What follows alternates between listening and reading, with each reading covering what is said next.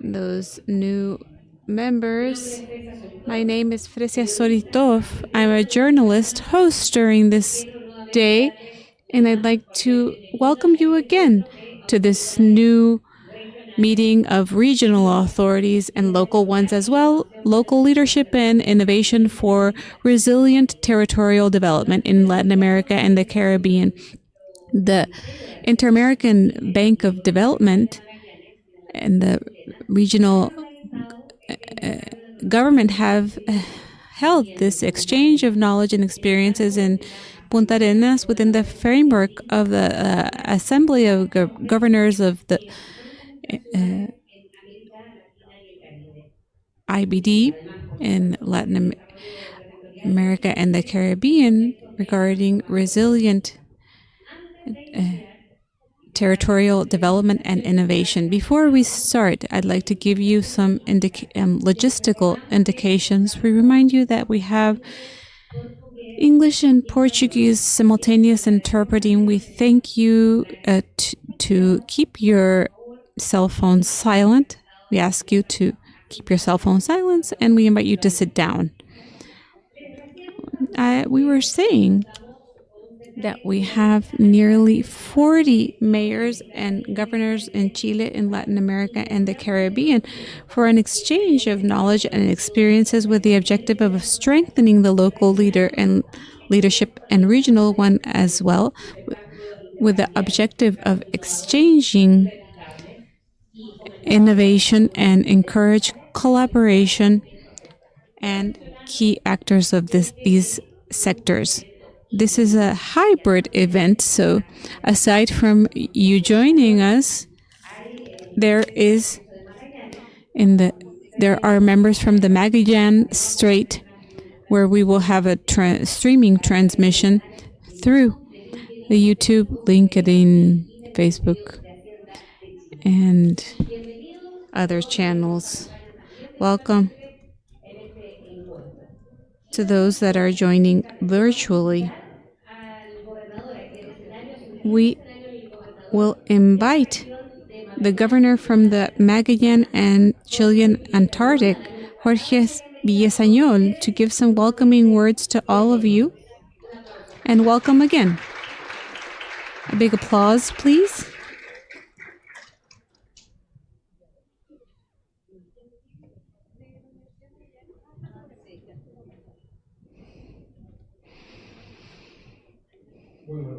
Good morning to each one of you joining us today. At the start of the American continent here at the Magallanes and Antarctic region of Chile, specifically in Punta Arenas. As I always say, look at the Magallanes Strait. We are delighted to have you here. We will have a bit more time tomorrow, thanks to our Chilean Navy, to navigate through these waters. I will start by saying some brief words and leaving a space to know each other during the next few days. I'd like to thank with special attention to those that have been invited to this region of Magallanes to know about this area. We know it's difficult to reach here. As we say here in the South, our North is the South. And I'd like to thank the Inter-American Bank of Development. We have several members of the bank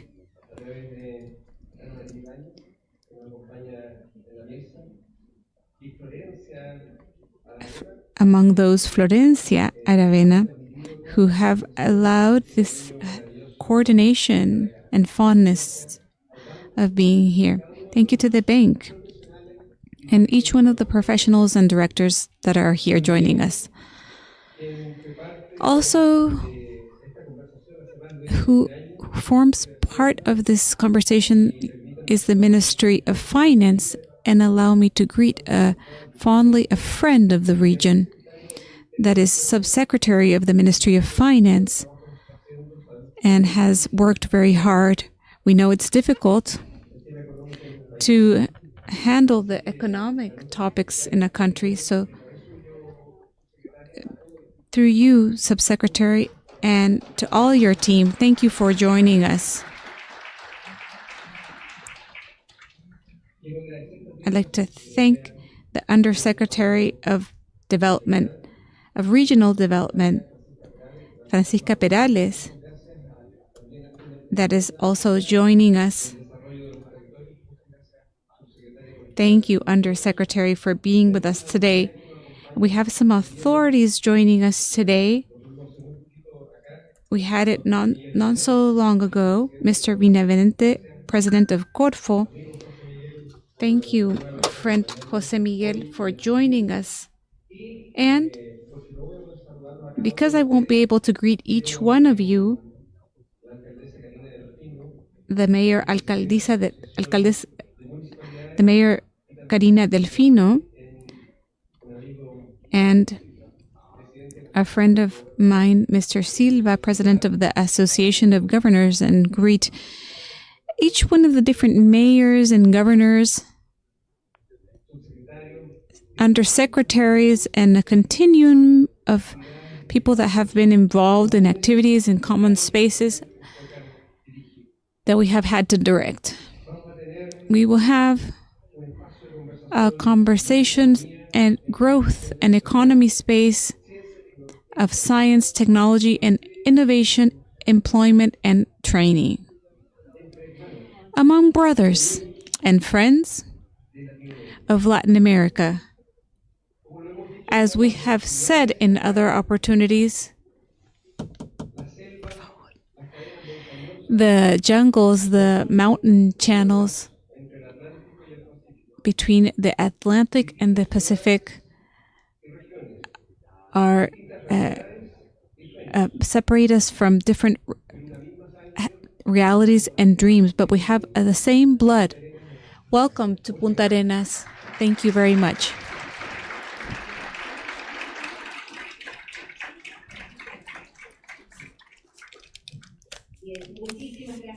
Thank you to the governor, and we will give notice those that have their identification and need interpreting service. We remind you that we have interpreting in English, Spanish, and Portuguese.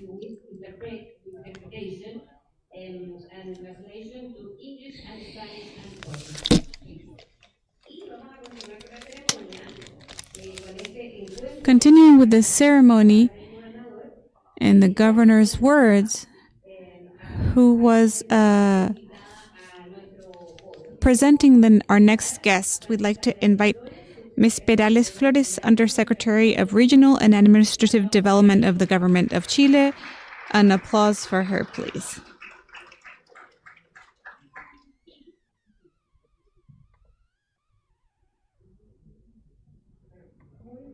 Good morning to everyone. It's a pleasure to be again next to the Magallanes Strait in Punta Arenas. I'd like to greet all the international guests that are present today. In particular, I'd like to thank the Regional Government of Magallanes, to the Inter-American Development Bank, and the Finance Ministry for having organized this event that we hope is a place of reunion, and that we may know the experience of what has been developed regarding centralization and productive development in the Magallanes region. This is an event framed within a very developed visit between the organizing institutions that will have an international investment forum on March 24 and 25 in Santiago, in particular in the commune of Punta Arenas. There are quite exceptional conditions, a lot of local leadership that we acknowledge the role of the government. Jorge Siles along with the Regional Council to work on these topics, but also because the region of Magallanes and Chilean Antarctic has quite an important vocation in matters of sustainable energy that is part of the topics of this meeting. I'd like to talk to you about some advances that we have been working on in the government of President Gabriel Boric regarding our current agenda. And as you well know, Chile is a country that in its history has been quite centralistic, and often the most local institution have not have the capacity of becoming involved and getting involved in different scopes, especially those that generate knowledge and relate to the specific needs in matters of participation, planning, territorial ordering, and productive and social development. Therefore, Chile has to look at its path in the last decade. It's quite important, first, because the country has opened a centralizing process that has no way back. More so, it requires us to move forward. And we think that we have to have a view on how we can keep moving forward and deepening this centralization process. We can highlight the election of regional governors that was done in the first time in 2021. And in this period, we have to face a second election of regional governments that require a stabilization process, and that the country must provide a more clear framework of functioning to carry this out. Of course, we see that there are pending challenges, for example, fiscal authority and other types of authorities that have been debated lately. And the government of President Gabriel Boric has put the centralization as one of the essential horizons to advance in progress matters.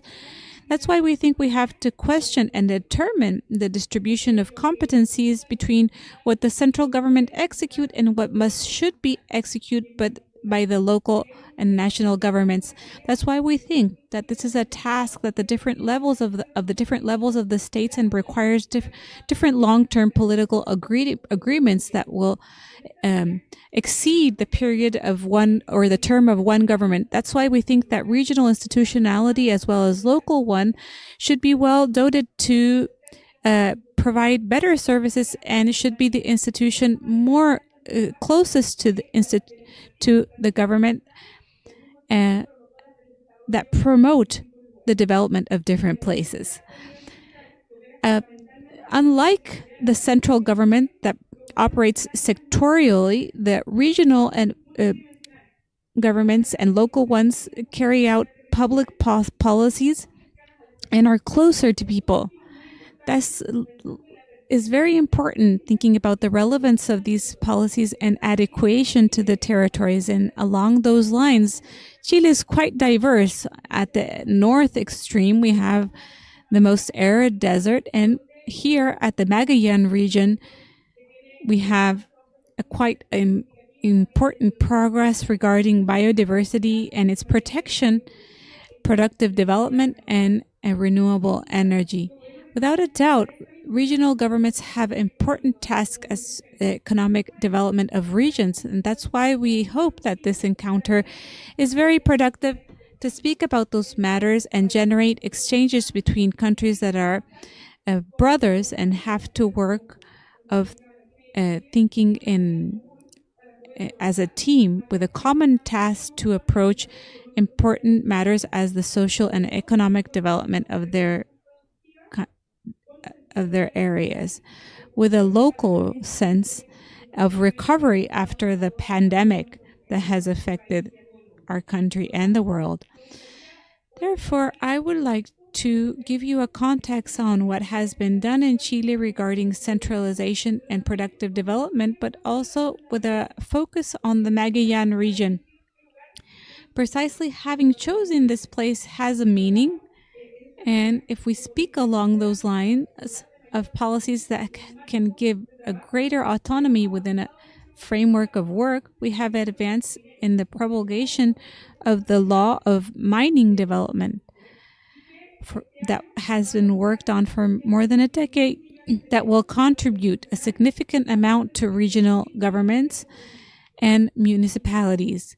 Likewise, as a task, we are fostering the law of stronger regions between the national or regional governments that will give fiscal authority to these governments. This is a project led by the finance ministry, but that has quite an important work and connected among the different institutions.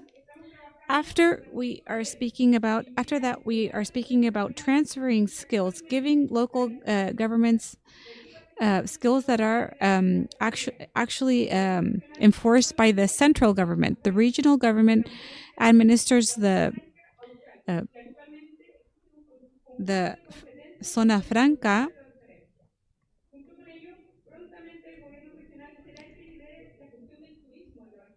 which is the free zone, and this will become transferred to the regional level.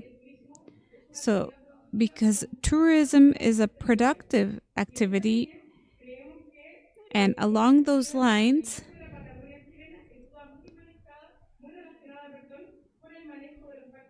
and it is related to the management of national parks as a touristic destination. I name this example because they are aimed at becoming one of the key areas of economic development of the region. From 2023, the national policies of external zones in matters of sustainable development was enforced. This was fostered by the current president, aimed at strengthening public processes in areas that require greater support of the state.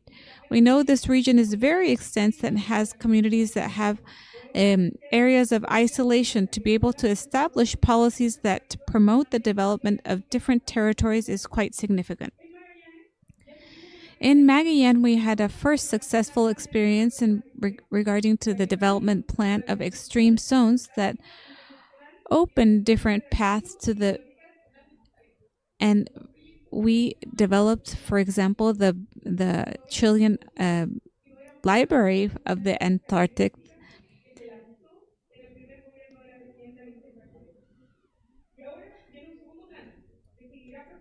Now we have a second plane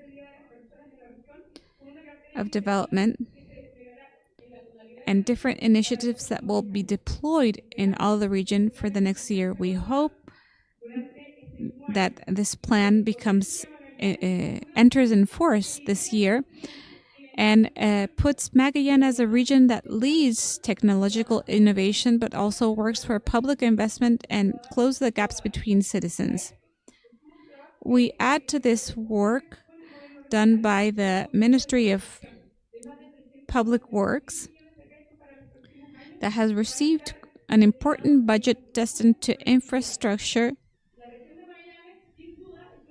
Magallanes region is a strategic region, and its richness is crucial to face the environmental crisis and climate change. In that sense, green hydrogen is a great alternative that allows us to move forward in a sustainable model with an energetic transition. That's also a matter of this encounter. For this to be successful, we required empowered local authorities that can connect the different levels of government, and that synergy has been possible in the last year, but we hope continues. The local authorities must be able to encourage government. And with this, I close by saying the Magallanes Strait is strategic because it's a place susceptible to receiving impact of the world economy. That's why the current president instructed the governments and regional authorities to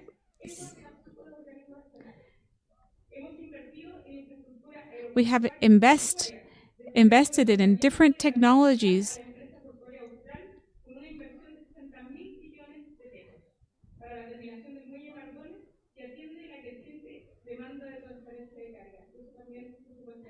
with different projects. These experiences has shown how necessary it is to delve in decentralization as a task of the states.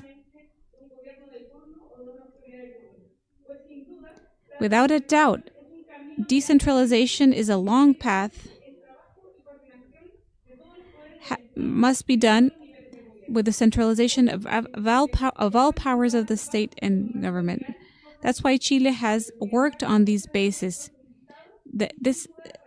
This requires the participation of the municipalities and local communities to determine the priorities and a joint path that can improve the quality of life of the inhabitants.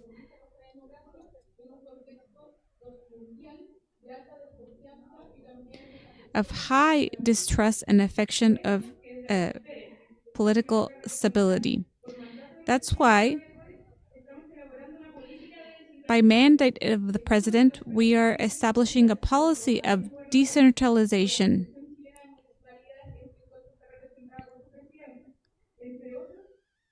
We have arranged a meeting to work on the decentralization process. This policy is not only an instrument, but an objective image, a navigation chart that works on short, medium, and long term to consolidate the idea that Chile is a decentralized country with a strategic purpose and a methodological framework. And for that, we cannot ignore that these trends impact institutionality, impact public institutions that must be willing to modify their structures to keep moving forward in this important agenda that generates life conditions for citizens and regardless of the place that they inhabit. And of course, this is a work of the country that will work for the communities. We want to move forward with sustainable development, economical growth, and foster public policies that benefit greatly to those that inhabit our country. Hope that this meeting is very successful. I apologize for my long speech. I just wanted to transmit the message, and I thank you for the invitation and be able to say these words. Thank you very much.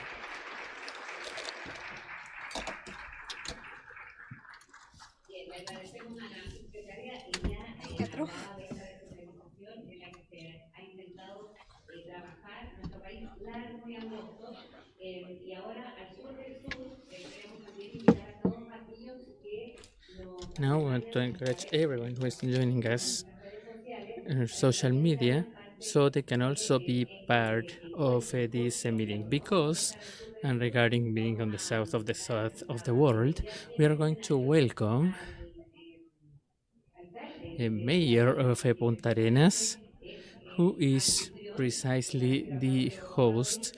I'm talking about Claudio Radonich, the mayor of Punta Arenas, who is here to kindly welcome us to all of you who have come to the end of the world, as some people call Punta Arenas and the region of Magallanes.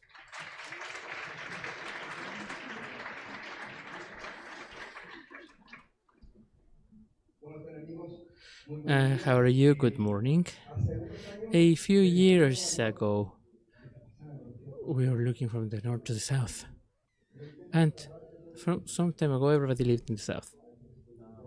This unknown south is that joined Europe and the Pacific and Panama for so long, which is so commented right now. And this is still a safe place. And there's something that we need to mention again. This is a peaceful place, a place of meetings, and I want it to remain that way. These spaces we are enjoying right now are a territory that, while it's true for our coast, is seeking what we want us to achieve: to meet again, to have a safe trade, not only in such a convulsed world, but this is something we want to show from here. We were just discussing this. We always feel like the regional government, national government, and municipalities. We have a common goal to have our neighbors be better, and it also means beyond any positions to have unity. And beyond who has more or less roles, I think we must always be discussing how we are spending our money properly to create instances on instances on top of instances for all of us who are in charge of this to be happy. I think it's related to what we are seeking, which is precisely to spend our money properly. And this is part of what I want to ask you in these meetings. Meetings I think to be really important when we talk about sustainability of different developments and different perspectives. But we must never lose focus because everybody needs to participate in these meetings. We need to use public funding transparently and create value because it sets the difference for those of us who are here, even though we have different responsibilities. We hope from here, the Antarctic, we are the gateway to the Antarctic. We can also give an example of how things can be done a bit better. And the role of governors, of mayors, I think is critical. And to take this without any complexity whatsoever, for the central government to understand that this is not a competition but a complement to having a working governor, the national government, regardless of all issues, because our main objective is having our neighbors be well, and none of us can do this on our own. Two on their own cannot do either. All of us have to be working together, and this is the perspective. This is also the message that there are many leaders. We need to understand that we are at the service of our neighbors, and this is something we must never lose sight of. Have a great time in Punta Arenas. We are 1 hour and 30 minutes from the Arctic. If it's cold, well, it's because it's coming from the Antarctic, which we need to keep as a place of peace, of science, and where our city will always be more than happy to welcome you and your countries as a really good scale to get to this wide continent where the future is a message for sustainability as well, and also for all national leaders.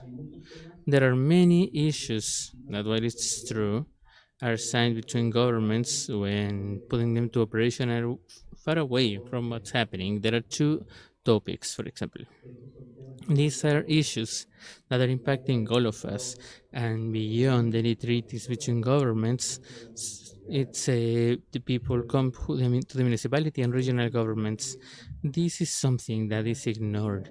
Sustainability, same thing. There are many important agreements, but when somebody asks, okay, how do we bring this to reality? The gap becomes real. Because I do think that we need to go beyond discourses, goodwill for this inverted pyramid for us to be something that we need to turn around. So policies do not go from the top, but rather from the base. Thank you so much and welcome to Punta Arenas.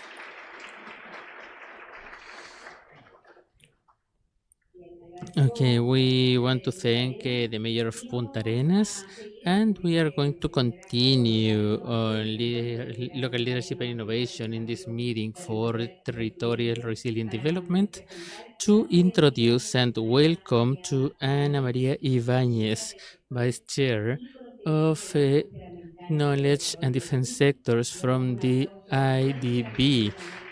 Please welcome to our podium.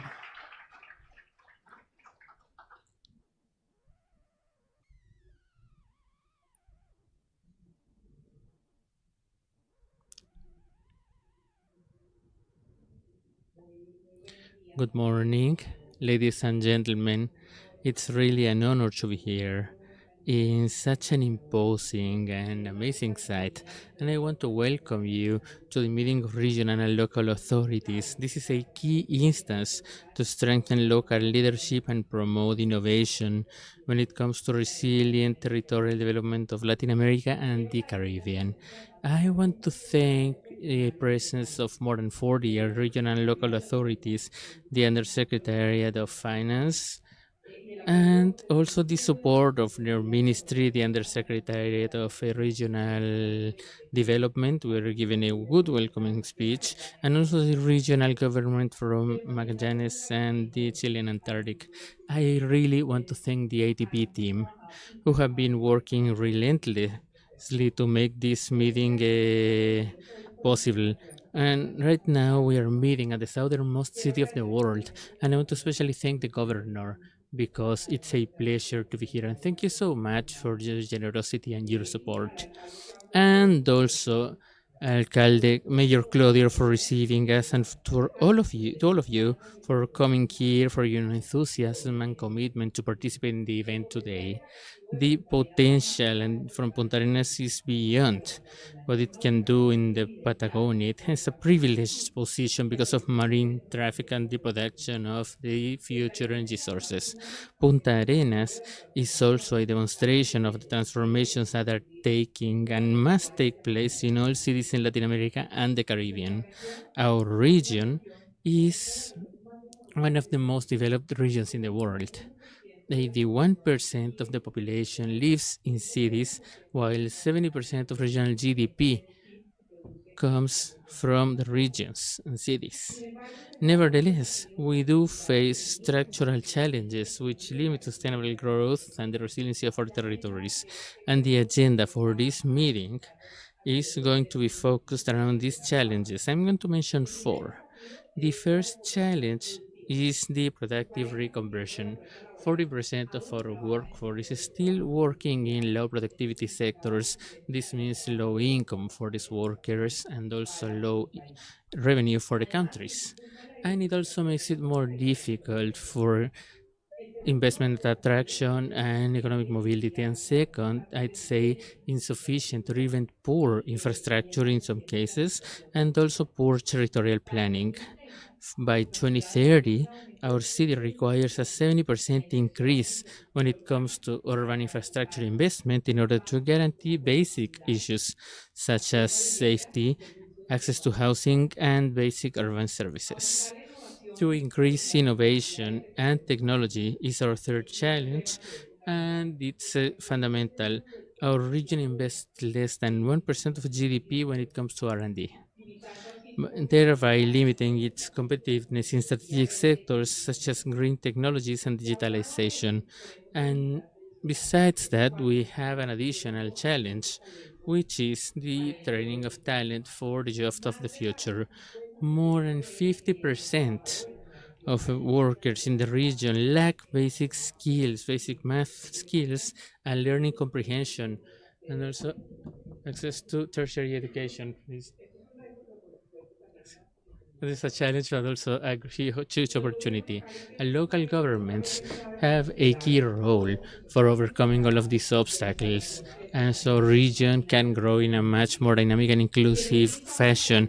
And at the ADB, we are convinced that their decisions today will define the economic, social, and environmental future of the region, which is why we work in the IDB and this entire group to strengthen and support local governments by means of funding, technical support, and specialized knowledge. I want to give you some examples. We support, for example, with resilient territorial planning. In Florianopolis, Brazil, we approved 120 million in order to improve urban mobility and housing access. And in Chile, we allocated $50 million for strengthening metropolitan infrastructure and territorial management. And it is by through our city of a network of cities, we foster the exchange of knowledge and experiences among cities at the regional level. We also support a greater push towards science and technology. In the last 5 years, we have been mobilizing $4.3 billion for more than 31 operations that are seeking to strengthen innovation, entrepreneurship, and scientific production. In Chile, for example, we allocated 400 million for green hydrogen development because this is an important project for the IDB.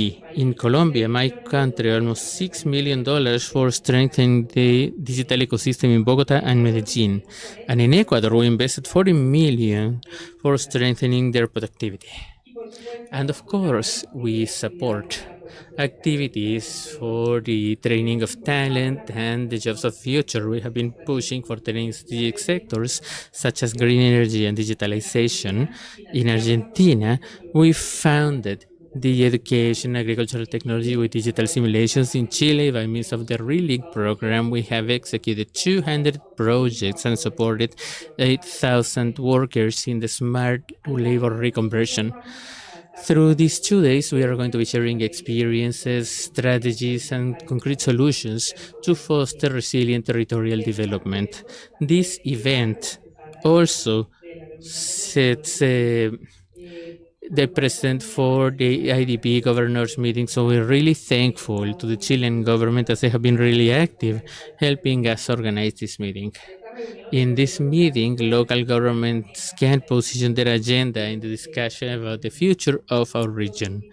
I encourage you to make the most out of this space and to continue building concrete strategies that allow us to transform our cities into resilient and inclusive drivers of growth. And once again, welcome to the meeting of regional local authorities for the IDB 2025. Thank you so much.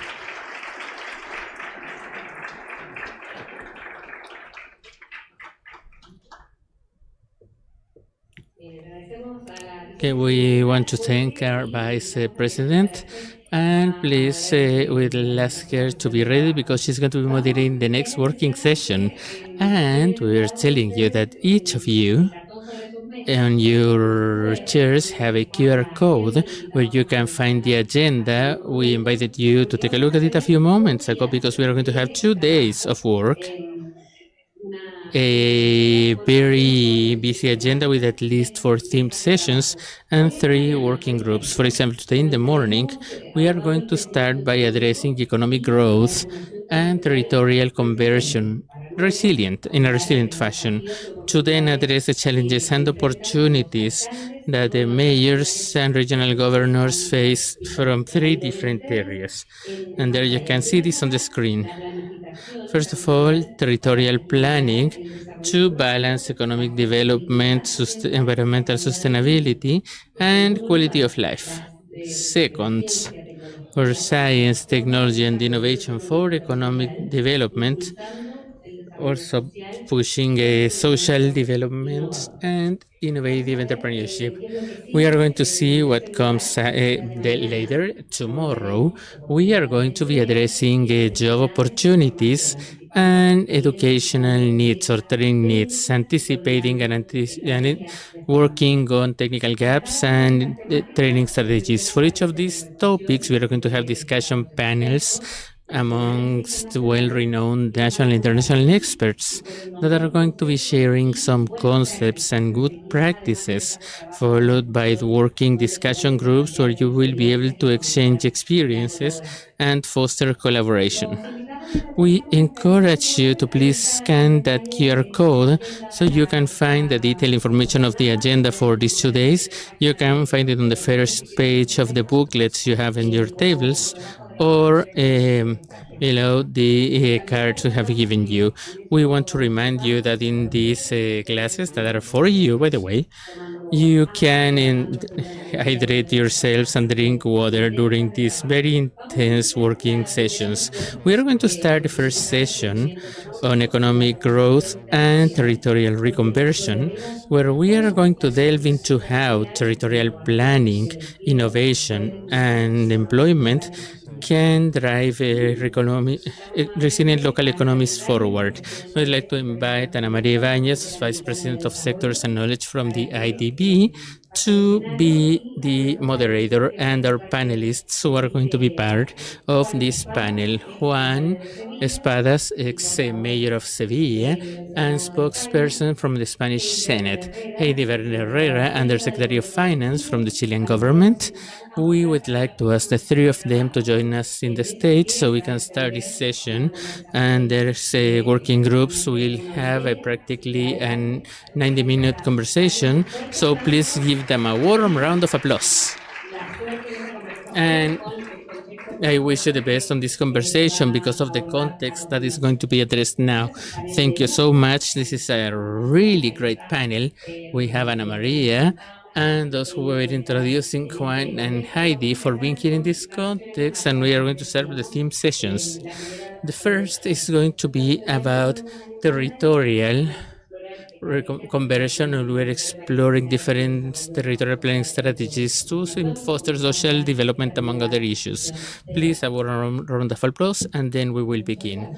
Thank you so much. We are then going to get into the objective. The objective of this panel is to address economic systems and territorial conversion systems, which are fundamental for promoting growth, not only in the regions, but also our countries, and generate opportunities for the population. The cities are really interesting, and they are living organisms which evolve, transform, and reinvent themselves.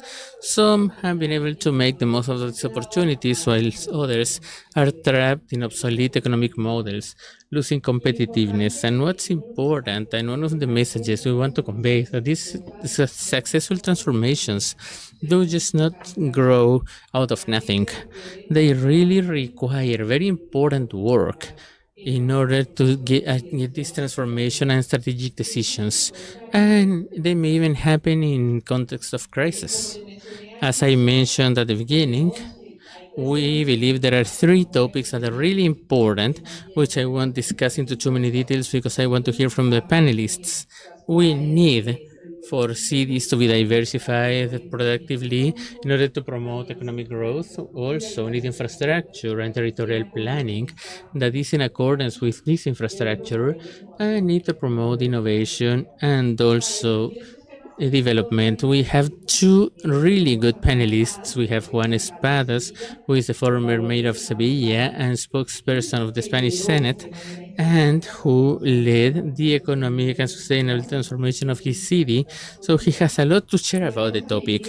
And we have Heidi Werner Herrera, who is the undersecretary from the Ministry of Finance of Chile, with a key mission on how economic policy and territorial planning can improve competitiveness. This will allow us to, and this is just an icebreaker for us to think, and also the discussion we will have in these 2 days. Without further ado, I want to start a conversation and address economic transformation and resiliency. Spain did a very important job to move away from the economic crisis by means of a strategic approach that was very based on public investment in territorial cohesion and ecological transition. I'd like Juan to please tell us which elements of that model can be applied to our region, Latin America and the Caribbean, to strengthen economic resilience and also to foster equality in our territory, which is one of the main topics in the region.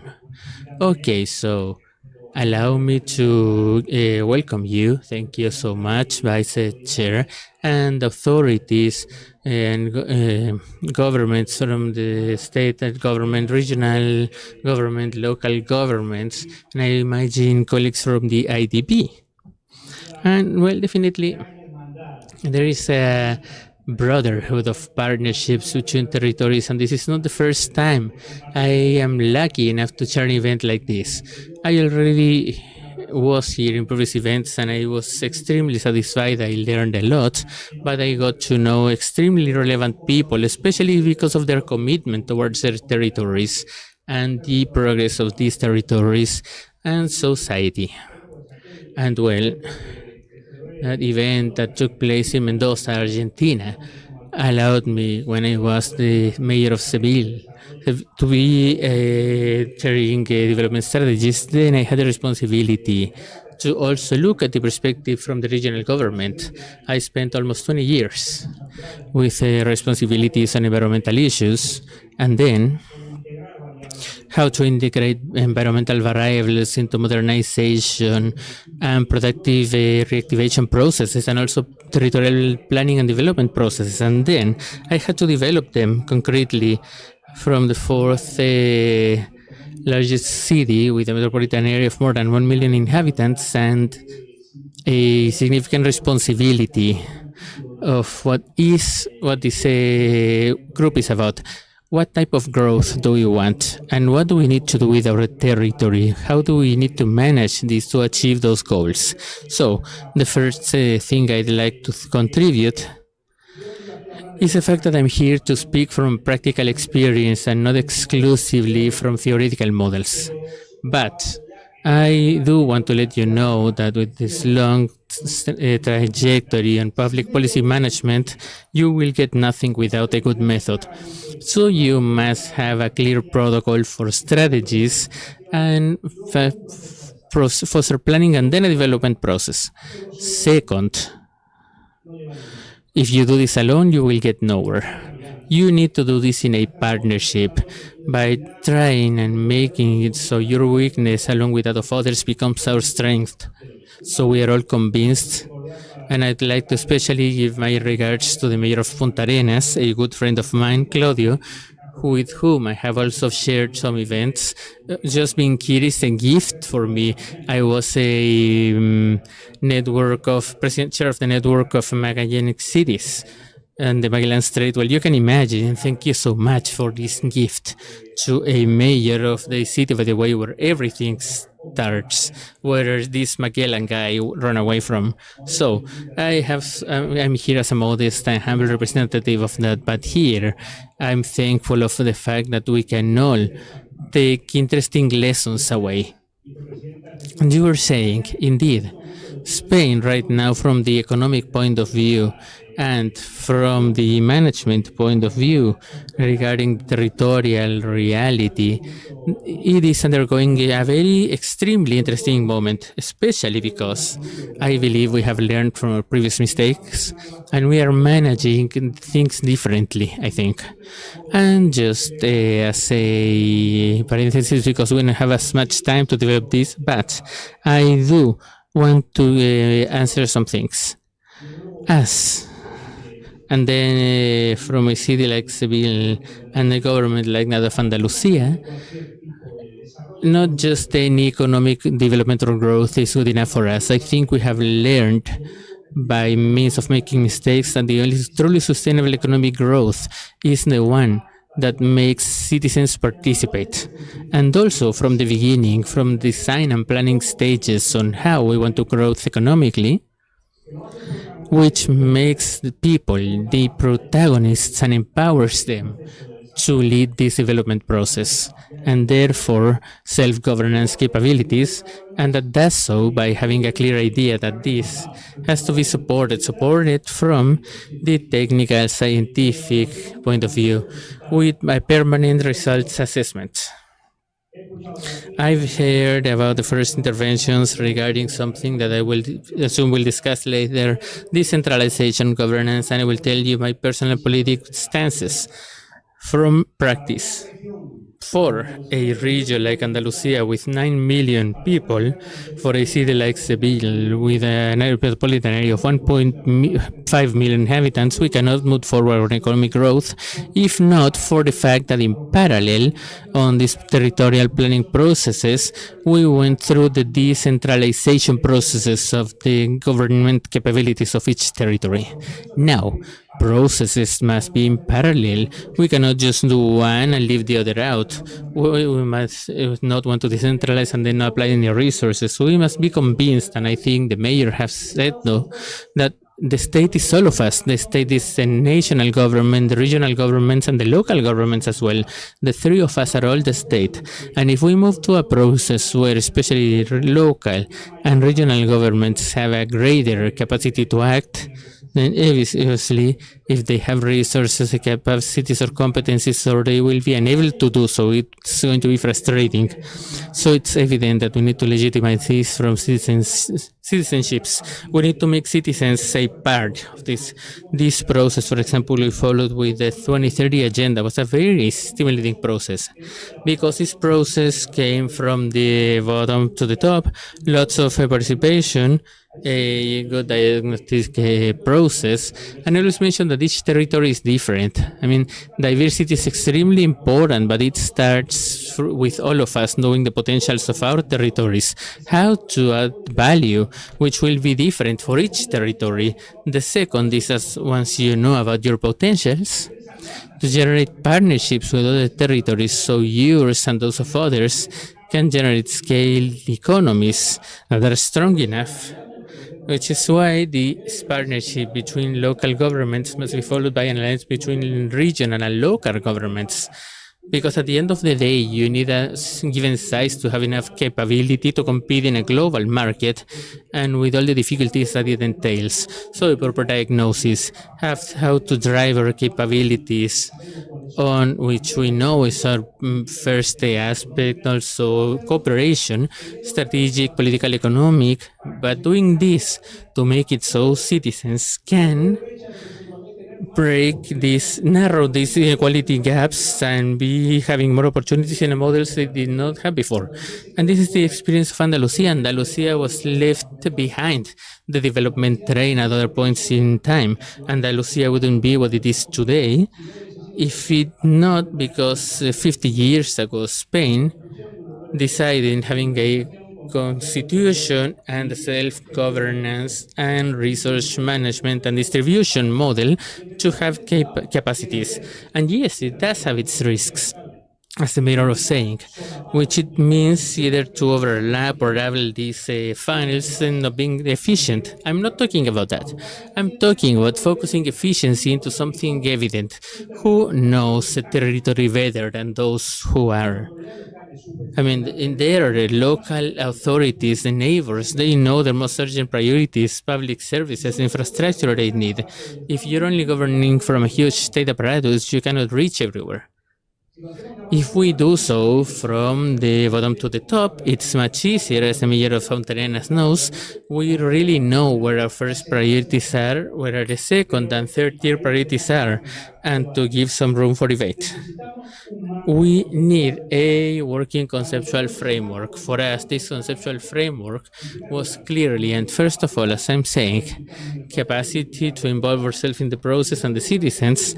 Second, have a framework which was mentioned relating COVID-19, because there is a before and after when facing an economic reactivation. Before, it was clearly done with an economic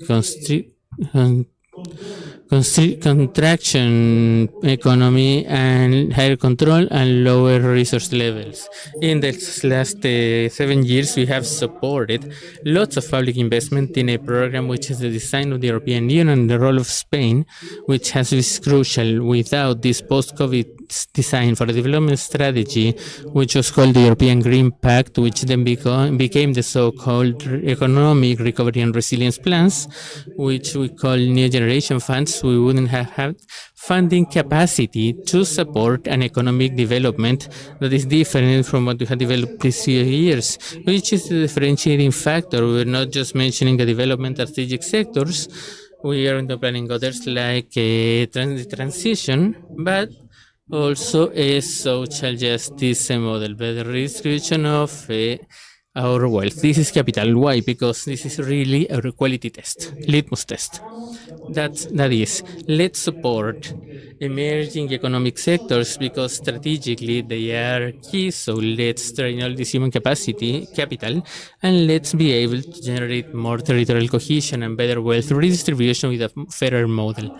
Both are just as important. So we looked at the first, but the wealth is focusing on less and less people, and most people will not feel involved nor a protagonist of this process, and institutions will lose credibility and our government will lose credibility. I think this is where the strategic idea of territorial development that we have followed goes, and which are following right now. Thank you so much, Mayor. I want to pick up on many ideas which I think are important. First is that I'm not sure if this economic development needs to be focused on citizens and citizen inclusion.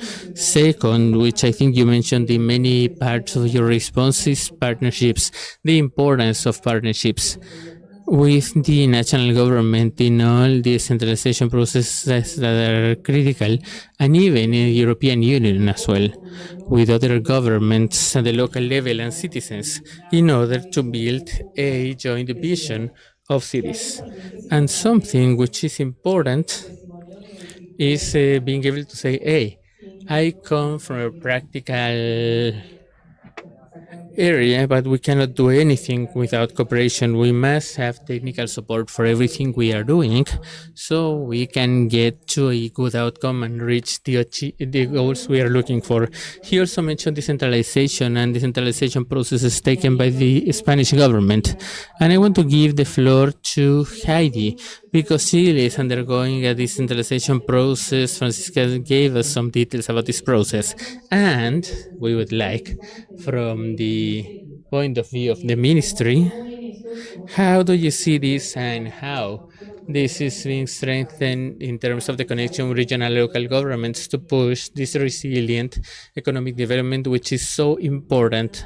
Well, first of all, good morning, ladies and gentlemen. For us at the Ministry of Finance, just to be here is something we have been doing in the last 6 months with the governor, who I'm thankful for, and the IDP. As I mentioned at the beginning, these are 2 days of reflection regarding the role of regional local governments and how we can share experiences between these different countries. And we'll follow with an investor forum, Arenas, and next the IDB assembly. So for us as a Ministry of Finance, these weeks are going to be really intensive because I think it's worth it. Having said that, I think when reflecting on the role of the central government strengthening the articulation of regional and local governments, in the case of Chile, first of all, we are a really different country from Spain beyond the Magallanes Strait being here, but we are an eminently presidentialist, unitarian country, and our challenges and conversations about decentralization have taken a long time beyond these technical aspects, as was mentioned. Picking this up from the participation, local reality, the way in which development territories need to be managed is something we are always taught as economists in college, and all of us. In a country like this, it took a long time ever since we came back to democracy for us to decide that we needed to move fast. And part of this progress, people were asking again if it should be first by transferring competencies to regional governments or by first having elected authorities. We decided the latter, political processes, of course.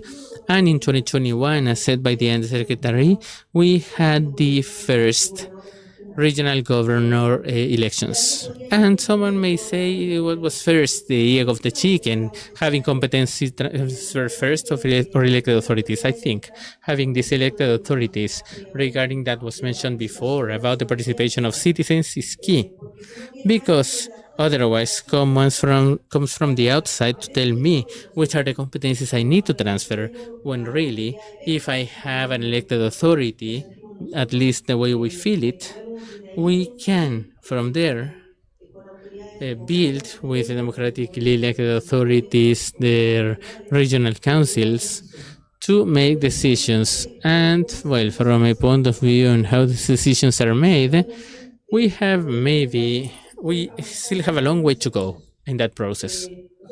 We have what's known as the National Regional Development Fund, which has a long trajectory ever since 1974. Of course, there have been changes in the last decade, maybe less than we would like it to, but since the inception of this fund, beyond any changes, we have the baseline. These are resources for investment, and where on the basis we have reaching an agreement between regional and local authorities, beyond the fact that, of course, the decision is in the hands of regional governments. And of course, more recently have the Regional Productivity and Development Fund, which is also seeking to do that. But of course, we need to move forward in the delivery of more competencies, and regarding what we are here for today, which is strengthening our planning and management capabilities at the territorial level. From Corfo, that is joining us today. We are joined by their president or vice president, I think, but there is an executive position. for these the productive regional development committees to be incentivized. For us, this is a key process because not only they have resources and budget wise, but there are many lines of financing, but because they have a governance model, which is a model seeking to have a college body, of course, with the presence of the respective governor, but also members of the public, national, regional sectors, and of course, the private sector. I think regarding the discussion that we are all the state, but the state is also in a position where it has a role, and part of this role needs to be calling upon private parties to engage and not just engage, but to take actions regarding the development they want for each of territories. And therefore, the role of these committees, so the private sector also participates, the technological academic sector, and of course, the work training, which I imagine is going to be discussed later on. But regarding what motivated us and what was mentioned at the beginning, we must not leave anyone behind. That part of this is for people to have the competencies and for them to be able to be reconverted in these cases where it doesn't happen due to, well, we all talk about the artificial intelligence, but and digital economy, there is so much which also requires this discussion. On the other hand, we have climate change, where we today have for regional governments, we need to address, and they also have climate change and how these climate change issues are incorporated in strategic policies, in plans, projects, investment portfolios. In the current budget law, we also have some problematic attributions. We have been providing discussions of each of these budgets where we have been fostering especially resilient territorial development, which is also adapted to regional contexts. Today, regional governments can create their own public programs in these areas. In addition to that, this is part of central government, because you may think, okay, from the central government we have a single state and all bills that involve cases, expenditure in the case of Chile, come from the president, and the president has to submit these projects to be discussed in Congress. And part of this is the climate change law from 2022, but this law already introduced a perspective on what's the role of regional governments and also local governments. So each of the climate change law incorporated regional committees whose main role is to facilitate and promote climate change management at the regional level. And in addition to that, these committees need to develop action plans of climate change at the regional level, and they are not different in Magallanes or Punta Arenas, the Magallanes and regional government. But as you may imagine, in the north of Chile, actually, we're talking about how many kilometers Chile had. Our colleague from Brazil mentioned it's almost as long as Brazil, not as wide, of course. We are a narrow country, but that provides a diversity of these territories and how these territories need to address the regional climate change plans in a very different manner. So it's difficult beyond the fact that we are also mandated to have a national climate change adaptation and mitigation, but this additional plan needs to be an action framework, but at the regional level, and then at the local level, we may also have a pronounced differences, and where we know this an important instance towards decentralization. But of course, we also discuss the resources, and this must not only be focused on decentralization at the political level with authorities being elected or these public-private committees. We need to move forward towards a greater fiscal decentralization. What we have done in this period is to materialize this by means of the budget law. The budget law in Chile is annually contested, and Starting from this government, we have been making important modifications, starting from the budgetary structure, this way of providing more flexibility rather than just having global transfers for investment funding for regional governments, and there are many governors with whom we have had comprehensive discussions recently regarding the budget law. But beyond that, I believe if you look this from 2018, when this law was put in force with elected authorities, and today we have in terms of budget, we have been moving forward and generating differences, for example, and greater flexibility in operation programs, regional investment program, and of course, allowing us to have a very good program offered to each regional government, because this may be really different regarding the needs we have in the Magallanes region compared to those in the O'Higgins region or those existing in Atacama to the north. And the same thing may be said by their mayor, the president of the Chile Municipality Association, that when they talk about reality and challenges, they are really different through these 345 municipalities.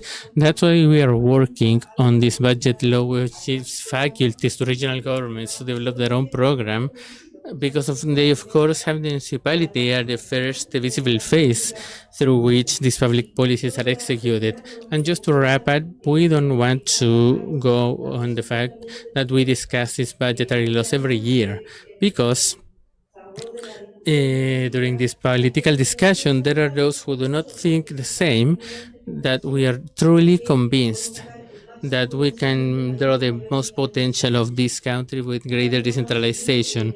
So we are going to continue discussing during this year on this draft bill, which we have called Stronger Regions, which is about the regional revenue, which is still being processed in the Ministry Commission of the House of Representatives. So we expect this to be one of our priority projects for this final year of the government, because it changes revenue sources for regional governments, allows for more autonomy and flexibility to decide the destinations of resources, to improve budget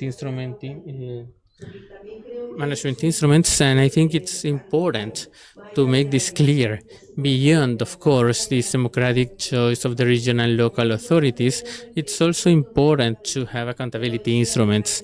As the mayor of Punta Arenas was saying, who I want to say hi, I sorry didn't when I got here, the importance of the fact that we need to work for our people, but these people require more information, and having this accountability of what we do with these resources. And I think this is something important in this project. ¿Me pasa la agüita, porfa? Vale. Thank you so much. This process is really important in our region. ¿Qué buscas?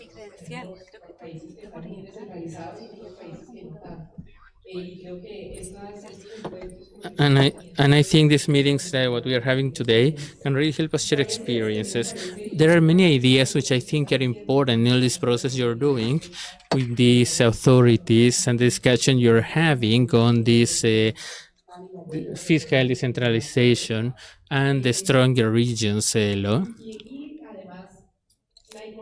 And also the importance that you mentioned at the beginning, that the regions are those who know better about the realities and who can. What's a better example of what's going on? Climate change. I mean, the climate change law is indeed aimed towards changing that between the different regions,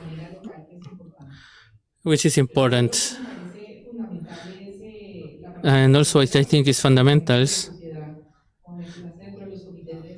And this is the public development committees and plays an important role for the development of the regions, scientists, the academic sector, and other parts of the citizens which are part of making this move forward. So being in this really interesting process, we are there for any support you need that we can give you.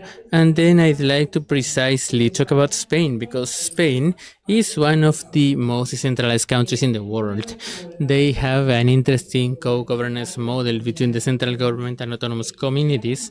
And I'd like for you to tell us which implications has this had for the regional development in Spain, this deep decentralization you've had, and which lessons can we take from Latin America and the Caribbean, taking into account that we're a really diverse region, but also on decentralization as well. We're really diverse, and we all of us have chosen different forms of decentralization. So we would like to know about your experience. Yes, first of all, I feel deeply identified with this idea and the process being followed. And then, because of these effects in similar processes as well in Latin American and Caribbean countries, for us, this process is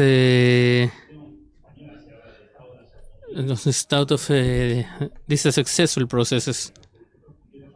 And so it's 50 years since this process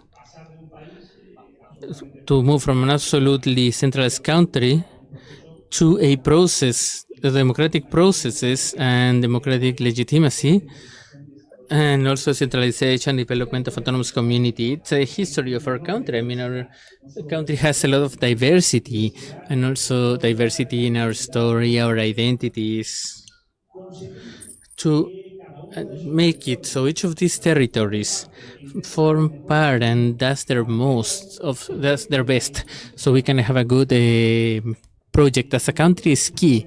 And if we provide these capacities to generate and support the regional diversity, but we do not build a common project, it disintegrates.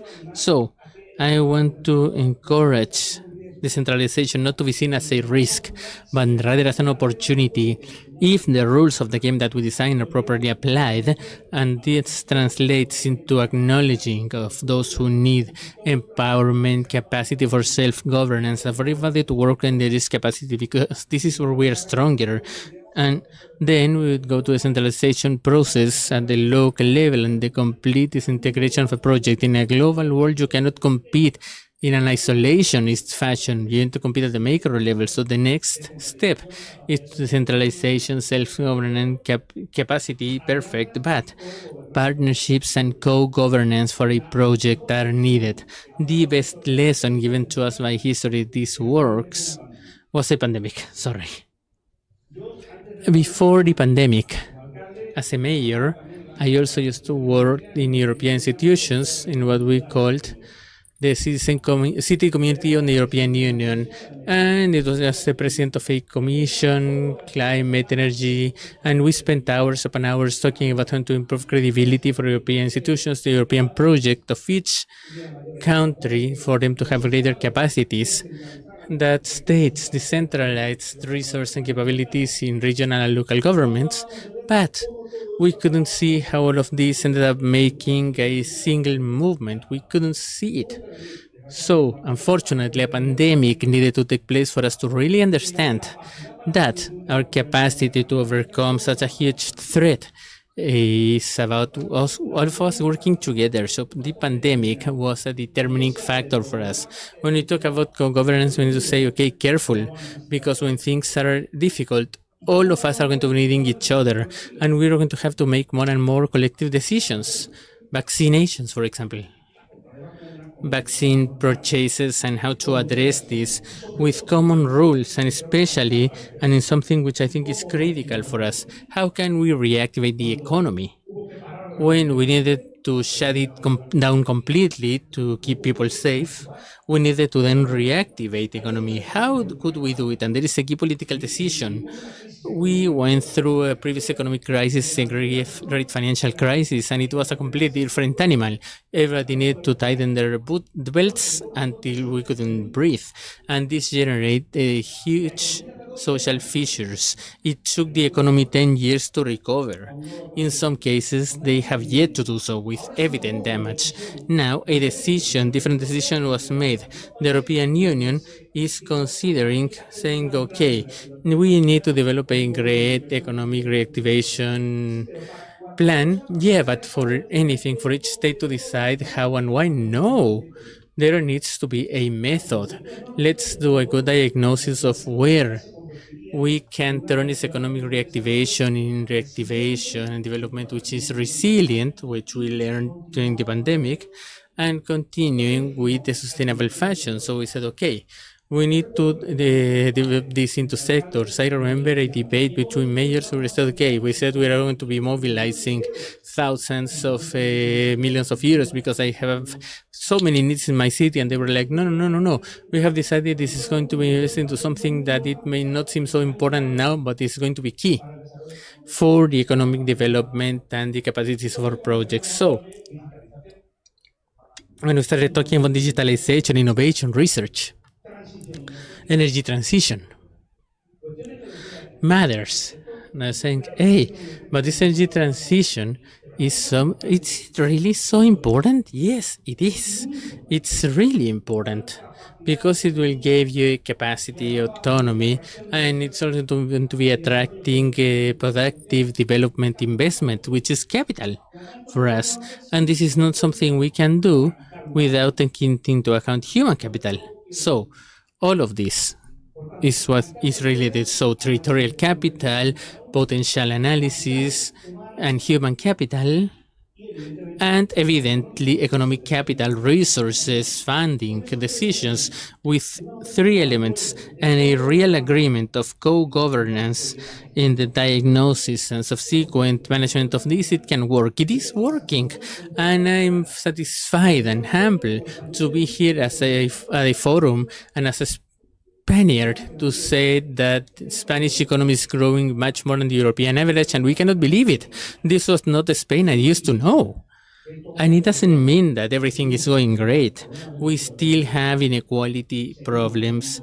We still have issues such as employment, some structural reforms, but it's true that the path we have worked on within a global European framework where we assumed a role in our reality and made decisions, some of them complex and difficult, like structural reforms, for example, some very controversial and difficult aspects. And I have been working on environmental issues for 30 years. And they told us the same thing they told us 30 years ago. Do not increase minimum wage because your economy is going to go down the toilet. Do not improve work hiring, no, because this is going to cause a disaster. And it's the other way around. It's the complete opposite. When we have improved our purchasing power or working conditions in a general part of the labor market, way more people can have a proper contract, which then they pay taxes on and improves the entire win situation. So this is a win-win. Thing is that we have incorporated and made it so all of this process had a redistribution process, a fair redistribution of wealth, and trying to keep this from being concentrated into only a few territories. We do not to make decisions in strategic sectors. This is a strategic place. And here we have an interesting common element which we are going to be addressing as well, because in Andalusia we are the south of Europe. And here we don't have the Magellan Strait, but we still have something. It's small, but hey, it's important as well, right? Because there is lots of good traffic in there as well, because there are some in the Mediterranean where they have to cross over. So this position on green hydrogen and the expectations on having our own energy development, both in production and storage, well, if you've done your job right, well, you can be in a really interesting position in the European aspect. So, like here, you have two different ports as well, with $1 million investments, attracting investments from transnational companies who are interested in producing and storing for improving their P&L, but it will also improve us to improve our decarbonization process in some sectors of the industry, or also allows to attract different investments, by the way. So I think, indeed, governance, co-governance, is not just smart but also efficient.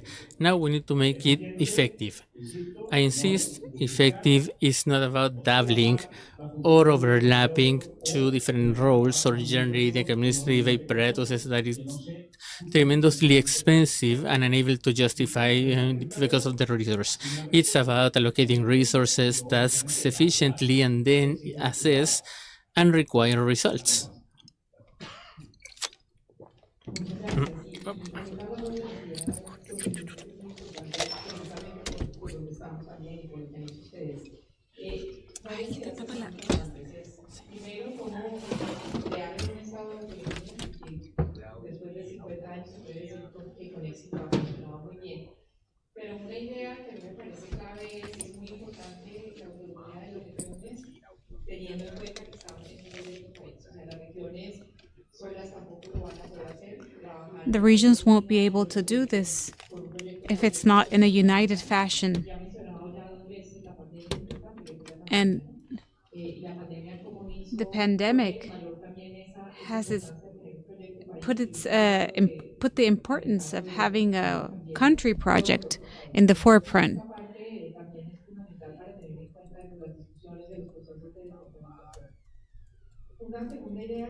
A second idea that's very important is the territorial capital, which means understanding the potentials of each region, how each region contributes to that country project that's being conducted, and the importance of efficient co-governance, a governance that considers not only functions but duplicates efforts to manage the resources more efficiently.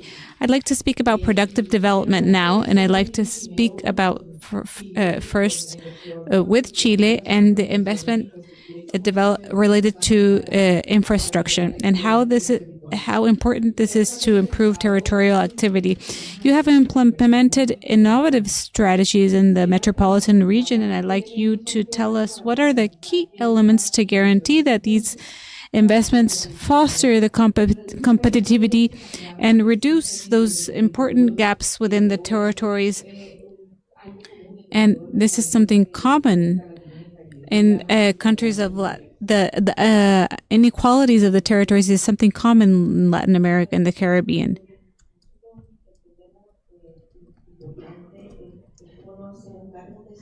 It's important to understand how we become responsible for those territorial inequalities. For many years, we were discussing the mining royalty. Of course, within a diversity of countries, one of the motors of our economy is the mining sector. When we discussed the royalty, what arose there was that this can't just be left at a collection government of the central government. It can't be left only for the regions that produce the mining activity, but it must reach everyone. And because of the same reason we generate three funds: development and productive fund, that are resources that reach the regional governments and that work on the different communes.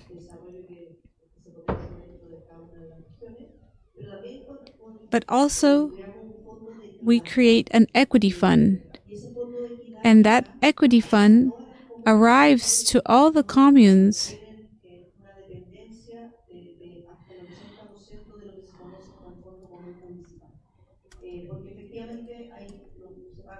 because there is where contributions are paid, the territorial tax that is collected in each municipality.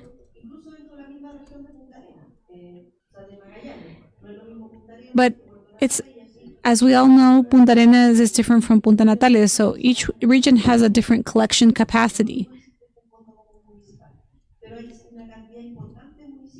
But there's an important amount of municipality that just depend on that.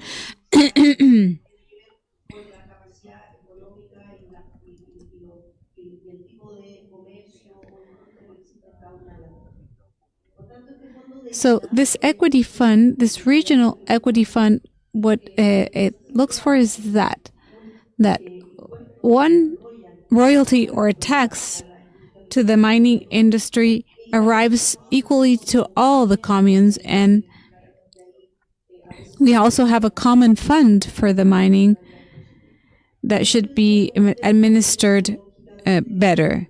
This in terms of the logic of the central government and how we can manage this. But it's not enough to be left with the resources. The question is, how do we manage those resources so that equity fund brings greater equity to the local governments? This is an important aspect that we have been working on with the installation of the metropolitan areas with some regional governments, because it not only important regarding the region and municipalities, but there are populated places where for a citizen himself, even a street changed and became changed municipality. So if that happens, it shouldn't change my lifestyle. It shouldn't change my access to goods. Therefore, we are building an institutionality for the administration of these big metropolitan areas where the regional government has a very important role, but also the different local governments. For what? To be able to have shared public resources as well as infrastructure and complementary productive vocations. In some cases, it can be the same one. But one area maybe you don't know of in Chile, but if I go to Valparaíso or Viña del Mar or Concón, the truth is that as a person that comes from abroad, I don't know at what point I cross to the other commune, and I shouldn't know.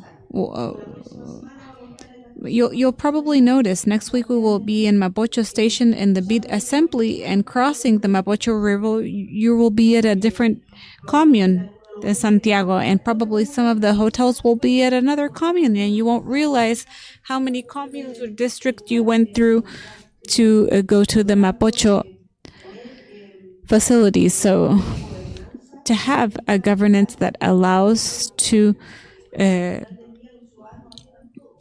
administer the common territory, because that's what the citizens do. They hop onto the bus and they travel different communes to go to their work areas. So we have built departments within the communes that are called to coordinate and interact with the municipalities of the metropolitan area and different organs of the central government.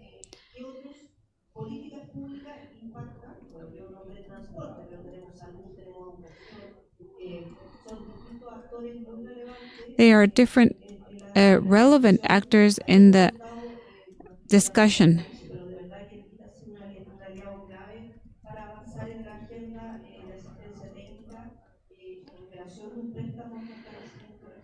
And regarding a loan for regional strengthening, we have established consulting committees of mayors to be able to talk.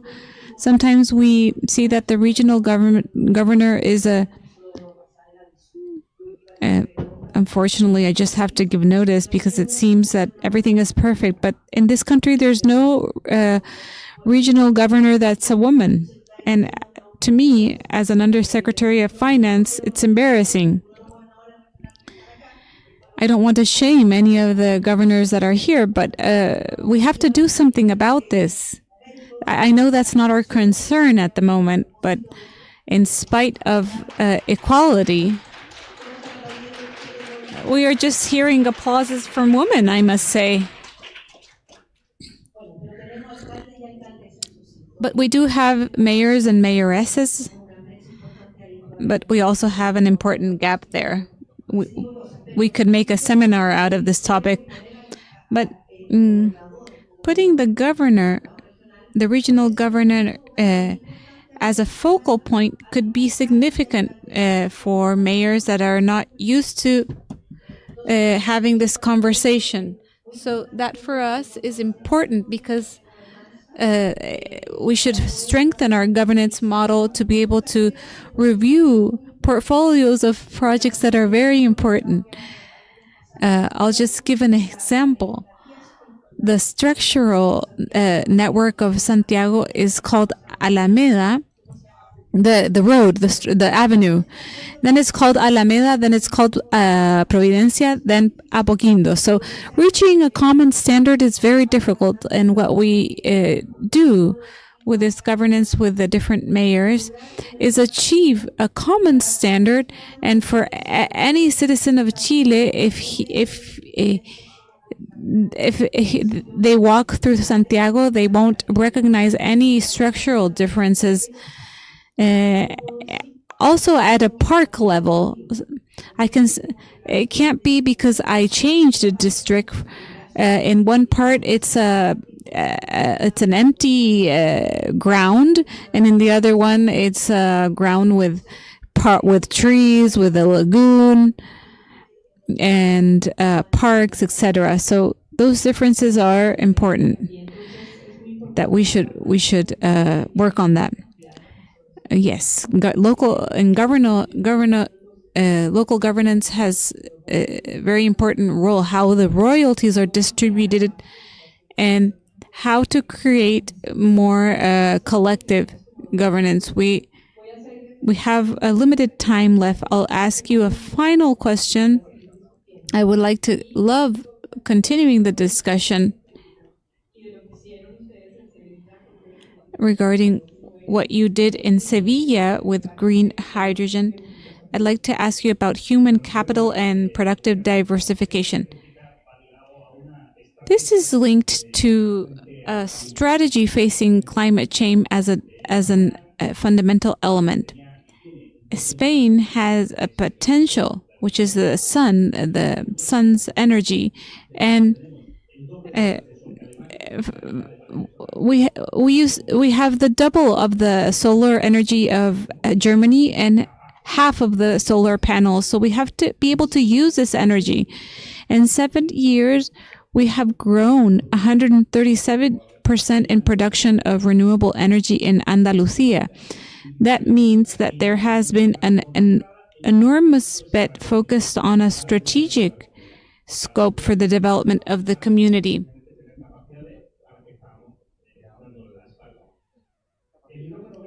Green hydrogen has become one more, but it's strategically important now when geopolitical tensions began and the need and tendency for gas. And they're clearly, when they see the threat, they go find solutions. We have to be smart and not wait for threats. But before, where are they? They are strategic projects and opportunities to develop and invest in them. We have done it there, and then we have to transfer it to the daily reality of people. That's why I speak about strategies of adaptation to climate change that make citizens co-participate in their daily lives in the saving of energy. I mean, being able to analyze and manage the demand. And in that sense, it's true that local governments have an essential role to transfer our mobility policies. This is related to decarbonization. It's a change of paradigm. It's a change in the model. Exactly as what is related to the management of energetic efficiency in companies. In urban developments, an enormous problem in Spain that requires the governance and agreements between the state and regional governments, or else we won't solve this problem. It'll become too big for us. We need to join forces. or else resources or the will be missing.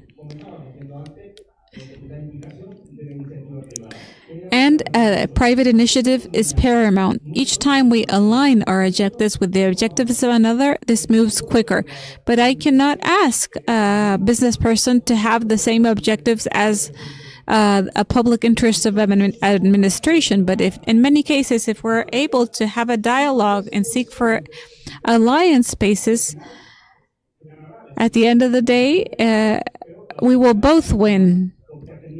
The private investor and us, we will have the public resources and private ones. So there is a long path to seek strategic projects and to seek interesting alliances, but also that the citizenship see an improvement in the quality of life. And as we will speak about later, that this allows our young people to have opportunities in developing talents, formation, new jobs that qualify and allow a better capacity of income to the society and of global improvement. It's a passionate territory, and we will have space for questions later. Thank you. This is a very important discussion precisely because it's having the green hydrogen is having an important role in the leadership of the world. I'd like to close with human capital and productive diversification because in Latin America we have a mismatch between the abilities and the work capacities and workforce and what companies are needing on the one hand, and high rates of unemployment and opportunities for young people. How then do we promote all the policies of work training to consider the needs of the private sector and also have a discussion process for the population? That's key, of course. To leave no one behind means if we have the strategic vision. I already mentioned the sector of mining, but we also have renewable energy, digital economy, tourism, lithium. That we have at the basis of a project common in our country to have a better future if we develop that adequately. And we want each of those sectors, for example, in digital economy, there are important gaps related to what companies need.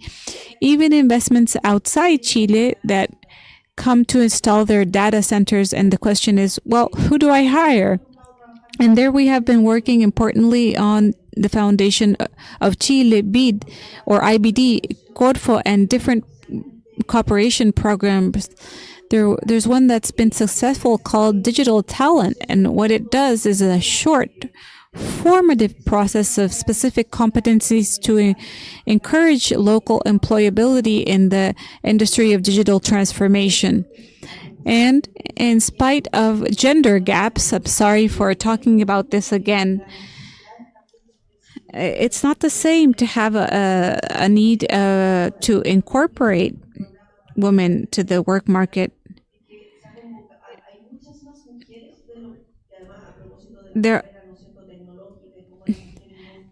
Speaking about technological careers, there are a lot more women now because they have seen a possibility in training and different affairs. They need the possibility of often employment from home or remote work that can be a real possibility for a woman. So we're not only generating competencies for a sector that requires so, but generating an outlook and pertinence of the type of employment for women that has been especially successful. But with Corfo, we are handling programs of closure of digital gaps in pymes or small and medium companies because the investment in green hydrogen and lithium are usually of big companies that have capital outside Chile in collaboration with public companies in the case of Chile. But small and medium companies are a very important sector that generates employment. and where that cannot be left out. So we are working with them in programs of skill training. The Corfo has been doing this for a long time, but that is something very important. And another aspect that's relevant in the human capital are of climate change. Of course, the academic sector uh, should address this, because it's not the same to have a hydraulic engineer than a different type of engineer regarding the design of resilient infrastructure and different matters. But of course, in shorter certification programs of competencies, which nowadays Chile values, we have Valora, the initiatives and others that seeks to develop these competencies so that people that undergo these training have a plus in an added value in the work market. So I leave it with that. We could continue for hours regarding talking about how people could feel part of this development. It has been a fascinating conversation. I would have loved to continue, but due time we have to stop. So, well, I just like to tell you that it's clear that we have a long way to go, and we have to continue working and start with a decided action to achieve a more dynamic development of our cities and all the region. Thank you very much.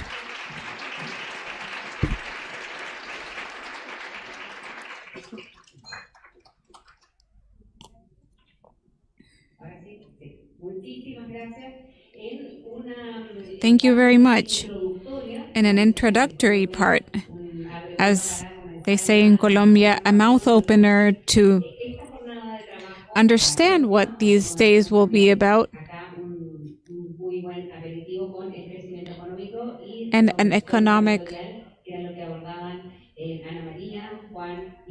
reconversion. We wanted to continue inviting those that join us in this room and through streaming,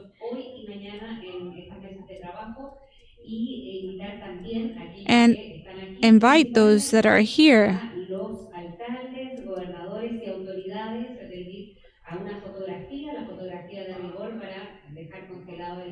to take a picture and freeze this moment.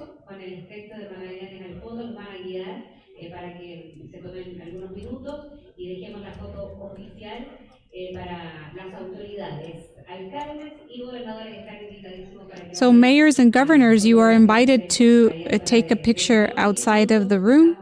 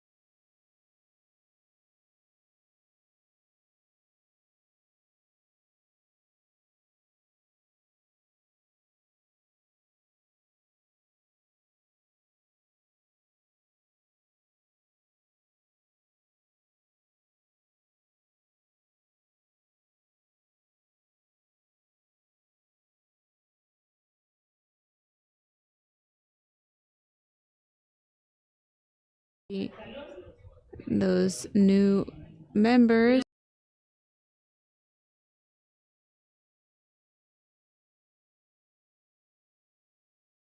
del día en 2 jornadas de intensa actividad y conversación, ahora acerca de planificación territorial, que es lo que vamos a abordar a continuación en los próximos minutos. Invitándolos a pasar al salón. We invite you to sit down. Nos acompañan a través de nuestro streaming. Si quieren seguir la agenda en el código QR que tienen cada uno en sus tarjetones sobre la mesa con sus nombres, y pueden encontrar el QR que les va a llevar a la agenda D. Vamos a esperar que se cierre la puerta del salón y damos inicio entonces a la sesión temática que viene a continuación.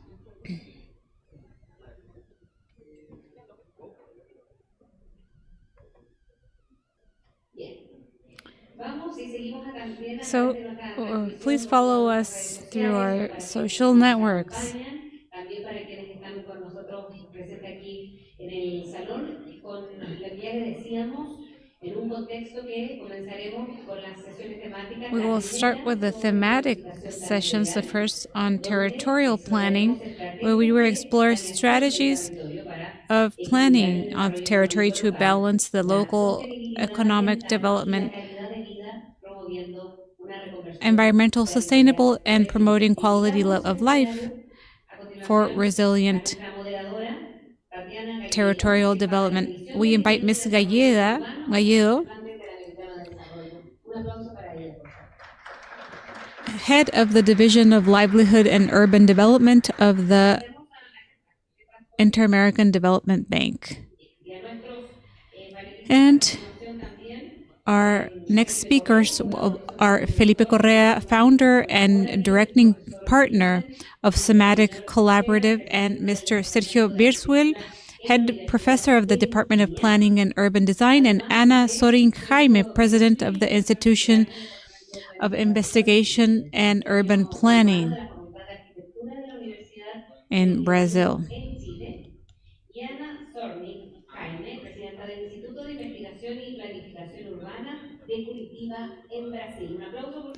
Big applause to continue with this session.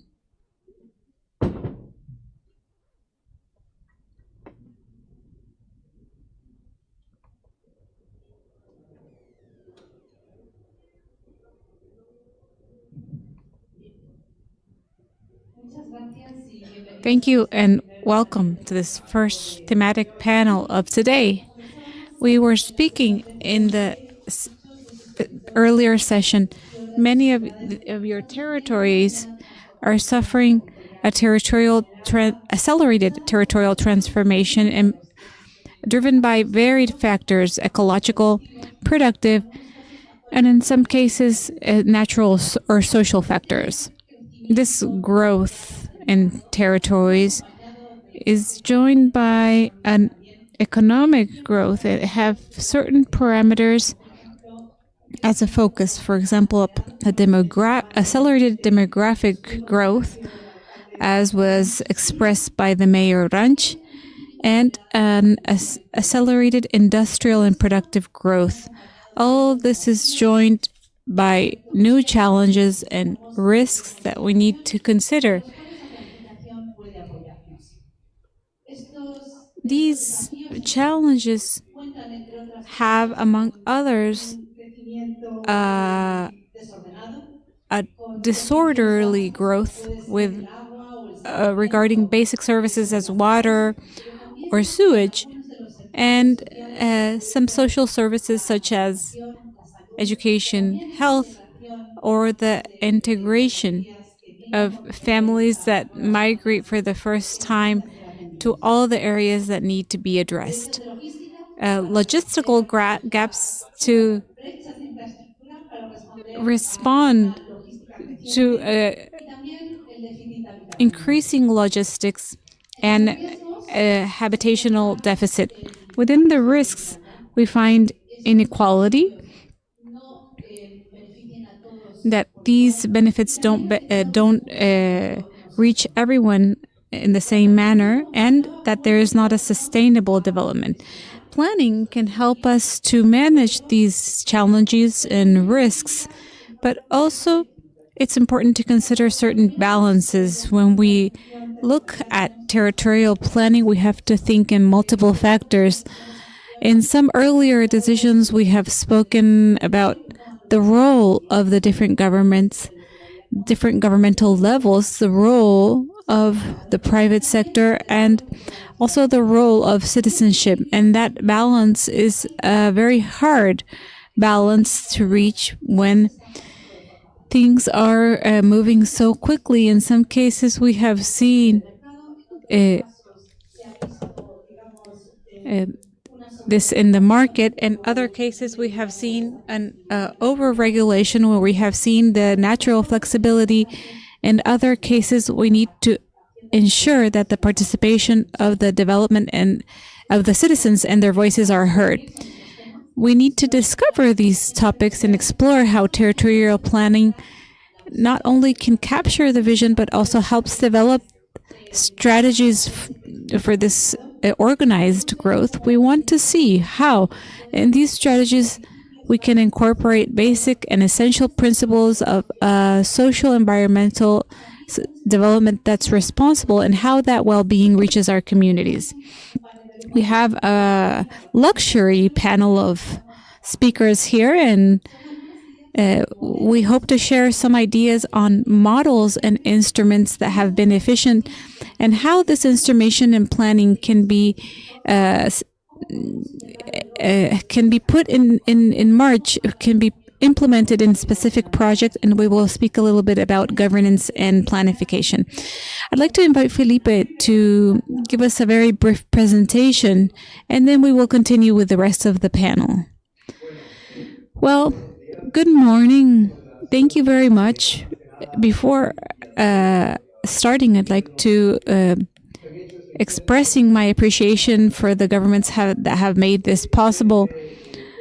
From Ecuador, that's my adoptive city, it has been very difficult to focus with this beautiful view. So what I would like to do is briefly, in these 5 minutes,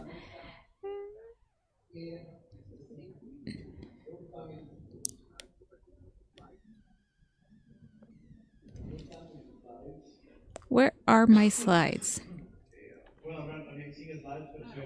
I can speak without slides, but I'm an architect, so I like to use images. Well, in the meantime, what I would like to do is state 5 challenges that, from my perspective, are the most important ones regarding territorial planning nowadays. Obviously, I just have 5 minutes. That's why I will only speak about 5 challenges. I could speak more about this, but this allows establishing a conversation on the topic after the presentation. I'll begin with the first one, and maybe for me, the first one is of reconstructing a territorial planning on the legacy of cities of the 20th centuries. If the cities in the 20th century were mainly focused on constructions of ex novo cities, that means from zero, and urban extensions, it's very important as a territorial planning principle that today we focus on consolidating cities that we have inherited from the 20th century. And for me, this dynamic between extension and consolidation is very important. The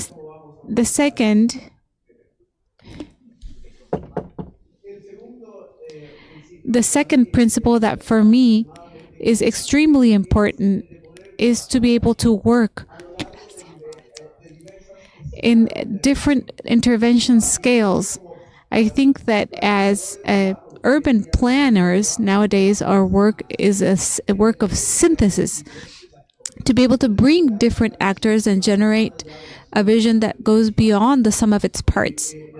In the case of the image that's going to pop up on the screen, it's a territorial plan that has been successful, where the new method serves as a spinal cord. This vision involves more than the different parts of the valley. It brings a perspective of economic development in relation to environmental stewardship, the recovery of many of the national areas. The third element that for me is very important is to incorporate within the territorial planning the environmental footprint of these cities and how we think about these footprints in the 20th century.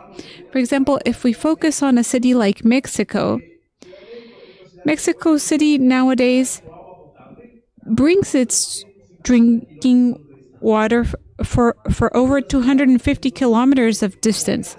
It's a city where the extraction of drinking water from its wells has made the city gradually sink in such a way that the big infrastructure, the water infrastructure is not working well.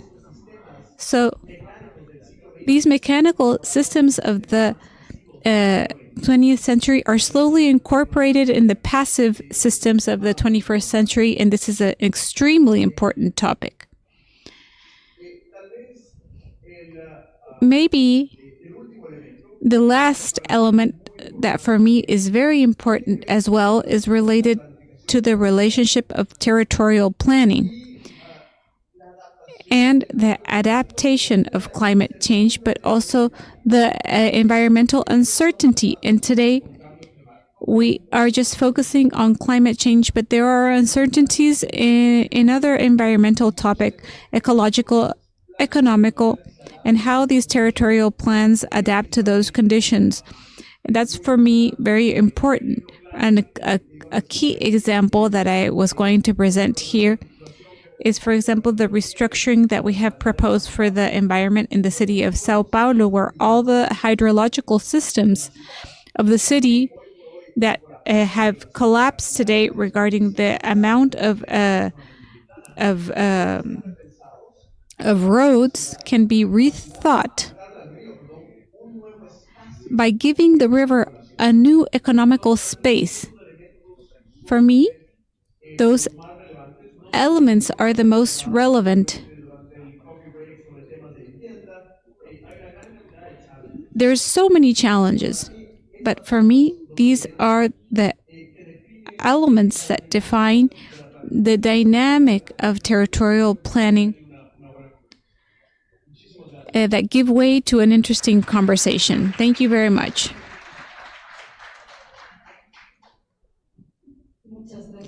Thank you, Felipe, and excuse me for this technical glitch. I'd like to speak about one of the topics you just mentioned and ask you. You have spoken about uncertain contexts and context of accelerated growth and how these combine. And I'd like to ask you, and you just mentioned, what effective models have you seen to manage these technical aspects that you could talk to us about? Hello? Well, we'll leave the slides pending for the next meeting. For me, this topic of planning with uncertain conditions is a very important topic. And I believe that historically it has been part of planning. Today, it's more important than before, but it has always existed. For me, planning has two models that are very important. The first one is this idea of scenario planning. Regarding as planners, we shouldn't think about fixed objectives. We can think about ranges I'm always, when I'm working with certain cities, I make this question: what is the maximum density with which we will plan the services? And I always tell them that maximum density is okay, but we should think about minimum density and what are the ranges that make a city or a project or a fragment of a city to be operable. This is related to generating scenario planning that can yield the maximum and the minimum, and at what point certain models do not work. Thank you very much. And resuming a practical case, Curitiba has been a reference in the sense that over 3 decades it has achieved an evolution in the form that it plans and adapts the city and its plans with its accompanying infrastructure. I'd like to ask you, what instruments or strategies do you use to ensure this this adaptive form that allows that Curitiba adapts to the new challenges that arise as the city grows?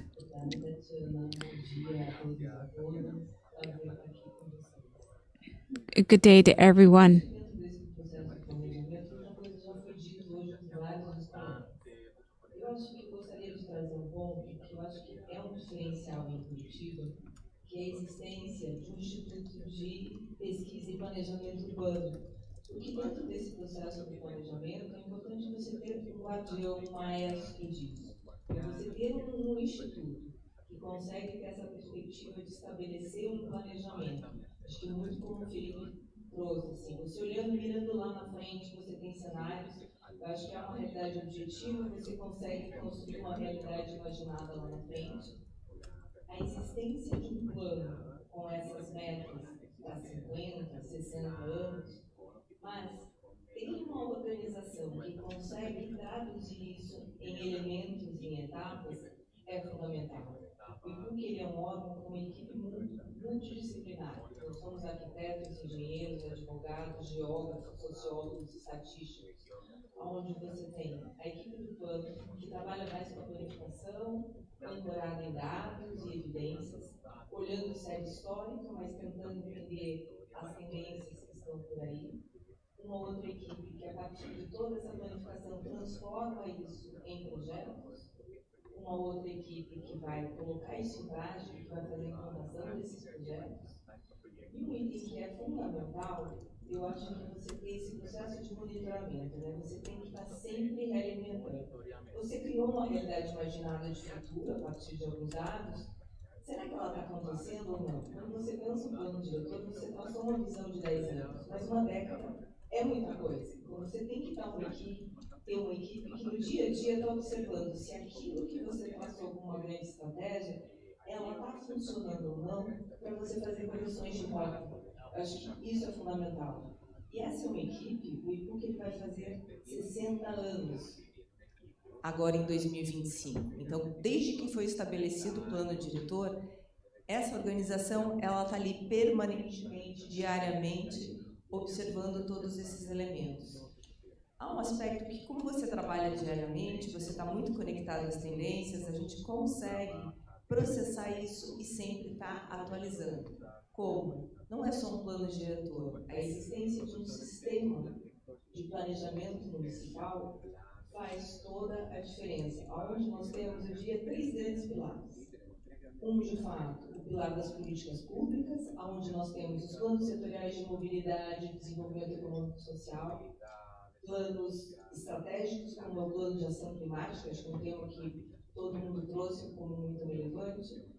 Um outro pilar que é olhar o território. Acho que o Felipe trouxe isso. Você tem várias escalas na cidade. Então, a gente olha o planejamento sobre geral, mas sem esquecer a perspectiva do bairro, da localidade. Então, são planos regionais que são atualizados com uma maior permanência. E uma terceira vertical, que é a questão da legislação. Um marco regulatório onde você possa colocar tudo isso em prática, que eu acho que é importante. Eu acho que esses são alguns elementos assim que eu trago que fazem Curitiba ser o que é hoje, de você ter essas verticais, mas principalmente ter um órgão muito presente e atuante. E que, de certa forma, ele exerce um papel importante, que planejamento é continuidade. Então, você tem que criar uma certa blindagem institucional para que esse planejamento continue ocorrendo. Em nossos países, a gente tem uma alternância de poder natural por conta das democracias, às vezes a cada 3, 4 anos. Então, se você não tiver um fio condutor, você não consegue avançar. Muchas gracias, Ana. Entonces, a las ideas que nos había dejado Felipe sobre a la hora de la aplicación. Thank you, Anna. To those ideas of Felipe, I add yours about the roles of ebook, the management, and also the importance of regulation and legislation, besides the continuity and ensuring that we don't have disruptive acts in the next administration. Sergio, speaking about regulation,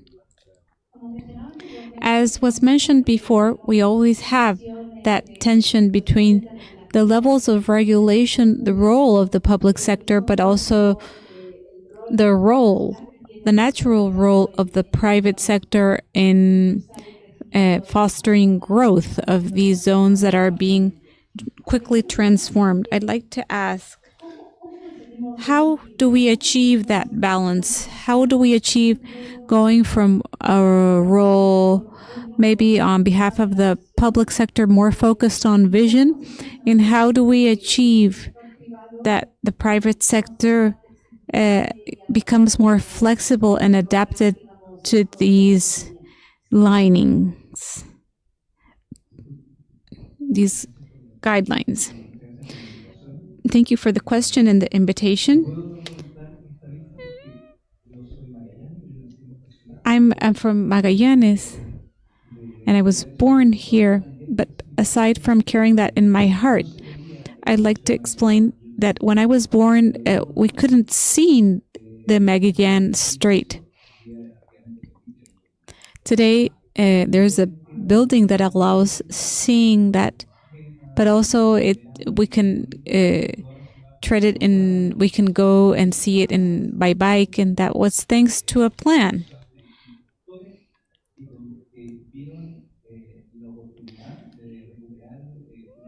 We had the opportunity to recover one of the most extraordinary landscapes. When Hernando de Magallanes navigated through here, he changed the world. It's exciting to think about that. That was a planning exercise that transformed the city, and I hope in the next year that these transformations can continue being produced, and there we can gather experiences you learn in universities and as you live. But I'd like to say first, to answer your question, the future will always be uncertain. After we understood time and our own existence, we learned that one of the forms of minimizing the uncertainty is with a plan, to have an objective and do everything possible to minimize uncertainty. And cities are true lecturers of this civilization. When you look at it over time, you realize that our cities were human beings were more resilient, more productive, more educated, and had access to health and well-being. In this model that the city decreases in the future's uncertainty was so successful that today over 50% of the world population, and in the next 20 years it will become 70%, will have this model. We're all critical of the cities we live in, that we see their enormous deficits. For example, the deficit of households. There are 240,000 families that don't have where to live. That corresponds to a bigger city that the metropolitan city of Valparaiso. And that's a challenge for planning. We can solve easily problems for a city with 1,200 inhabitants, but when there are more, it becomes challenging. What I'm saying is that planning is a tool to reduce uncertainty, and the question is, how do we implement it? Because building a plan can be quite simple. We design it, we have design plans of city, but they have been left in utopias.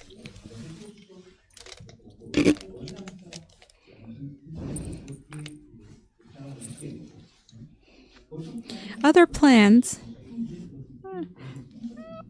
are built by the different institution with which the government of the city has become fragmented, because they are such big cities that there is one unit for different areas, transport, finance, and one of them elaborates a plan. But the question that you ask yourself is if that's the plan of the city that you know, and if it's addressing the issue of uncertainty. Other plans are done, but they don't have an implementation. They just remain on a table and they become utopia.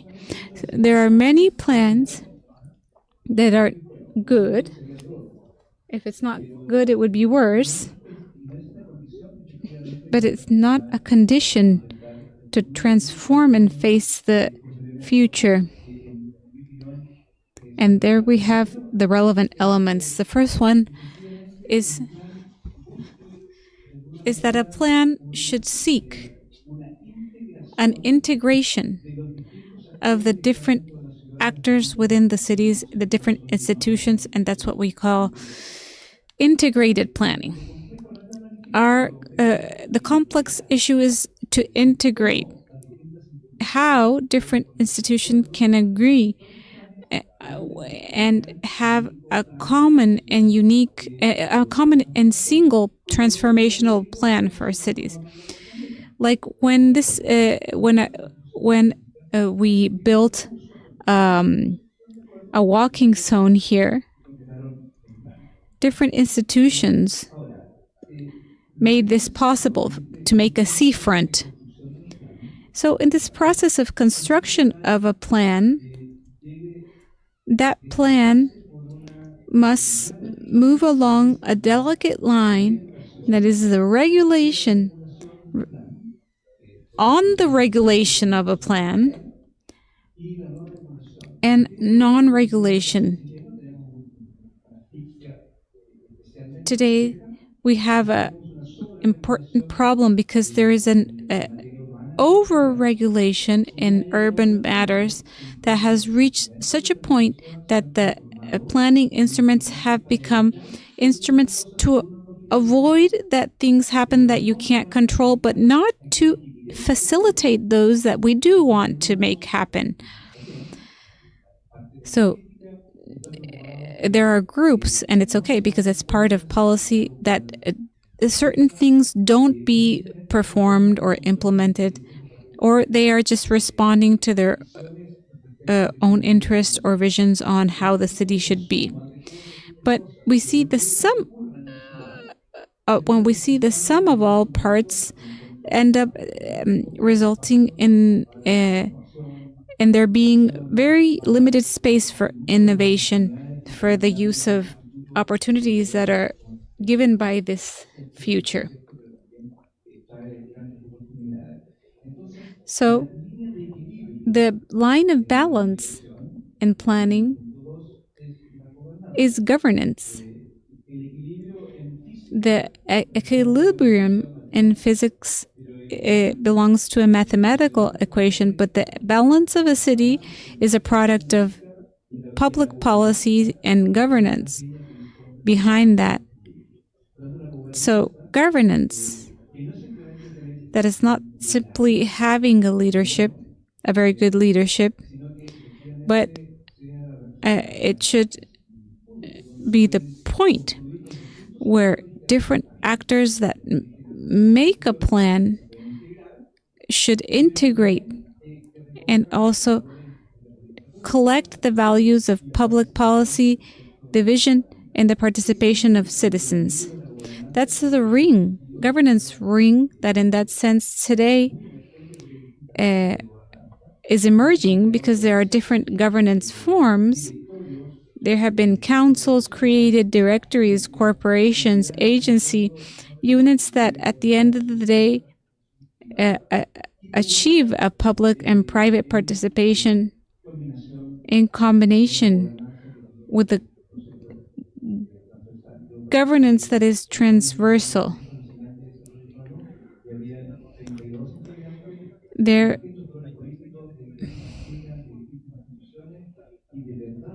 the truth is that the possibility of building a future in those spaces are extraordinary.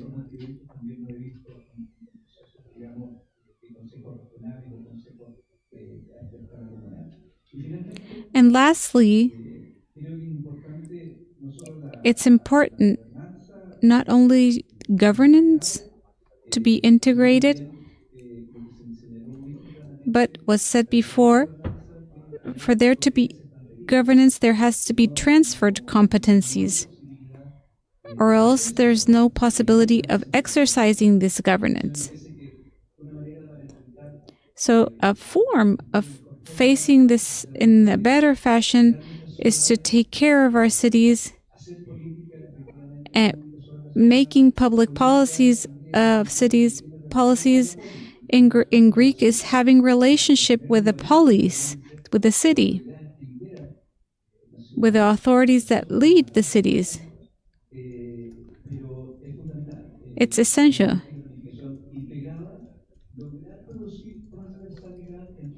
And to achieve transversality among the thousands of plans that exist today.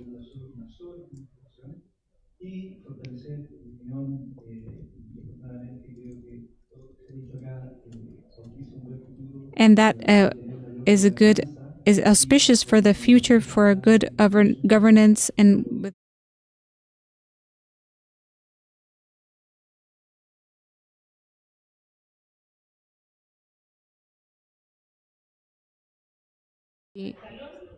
those new members. My name is Fresia Soritov. I'm a journalist host during this day, and I'd like to welcome you again to this new meeting of regional authorities and local ones as well, local leadership and innovation for resilient territorial development in Latin America and the Caribbean. The Inter-American Bank of Development and the regional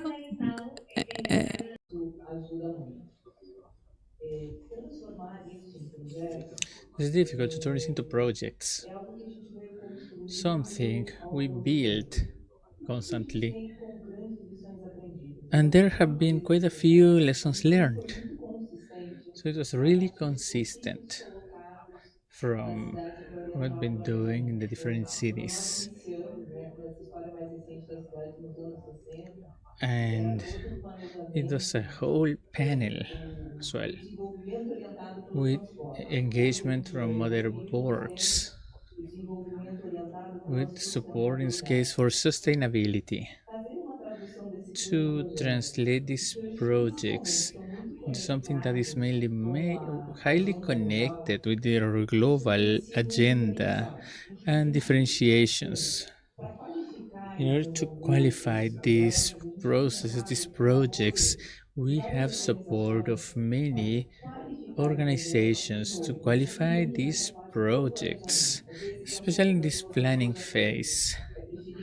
So this is something we need to prepare as well, that we are going to be authorizing this And we are to go from three parts in this case. E para isso, It's é, obvious a gente that fundamental I'm é bringing this as a entender fundamental element. como que a gente tem que That's here. prosseguir. A gente tem How did you trabalhado get muito de here? I forma mean, something I'll be coletiva, doing from a com different grandes painéis, perspective para colocar os to problemas na put mão these projects in a de different trabalho. light. Primeiro, a questão das First, políticas públicas. A gente because foi you falar need anteriormente policies that da people can importância de você understand, ter and also essa the importance autonomia no of nível this local ou autonomy, regional, para whether at the você local or regional alavancar os level, seus projetos e to planejamento. address these E nós processes. temos uma situação muito And favorável also, this para is um very longo tempo favorable for pela us. realidade brasileira. Especially, we need to Nós temos consider um the orçamento Brazilian aonde reality. 60%, quase Especially, almost 60% das 60% receitas que a gente compra no of nosso orçamento what é de has been origem doing in this local. case are of São local esses, origin, são these esses ações initiatives, desenvolvimentos territoriais, urbanos, territorial, prestação urban de serviços, context, aonde a service gente toma management. conta de There are instrumentos que still nos quite a few preservam, matters that need to be addressed. preservação dos solos, But até here, de incentivos you competitivos need na to área have do constructive ensino para incentives in fazendeiro, these por exemplo. areas. Isso tem ajudado And na arrecadação this e na has boa helped gestão da all vida of us to fiscal, have que é better isso que a support in gente tem fiscal buscado. sustainability. Bons empréstimos And para colocar isso na rua. Eu especially acho que to isso é put o this grande to potencial da motion, and cidade. that makes E quite a essa projeção difference da and nossa make it cidade, possible for us to achieve these principalmente atualmente, a gente capacities tem investido muito na qualificação that we need das to consider for these equipes. É um qualifications. quadro muito perene. And this is A something gente tem very alguns pontos different, muito if you will, avançados de qualidade. that we O need to nosso campo foi consider desenvolvido, here as well.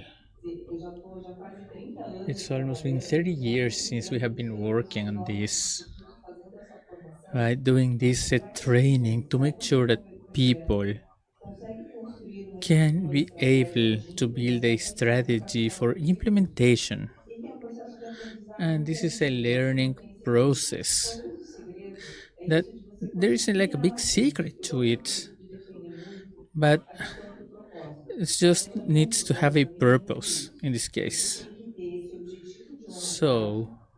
Tem caminhos that possíveis para isso, there are são some metas parciais, possible mas é paths muito that you claro can do que isso here vai and that are até key for a these gente tem metas, por purposes, exemplo, para 2050, especially regarding descarbonização, 2050 or decarbotização do decarbonization mercado. goals and Por exemplo, adaptation to a gente já tem a questão da diversity, mobilidade, a descarbonização da electromobility, for mobilidade example, e among other transporte. things. A gente tem uma meta We clara have a para clear tratar goal de 49% of dos deslocamentos 49% of sustentáveis sustainable serem feitos developments pelo transporte are público on coletivo ou public iniciativa collective legislativa transportation, active compartilhada, mobility. saltar para 85%. So it's a Como que a very gente high faz isso? Quais percentage. são os caminhos Which possíveis? are Onde the a gente possible estimula paths in os this projetos case?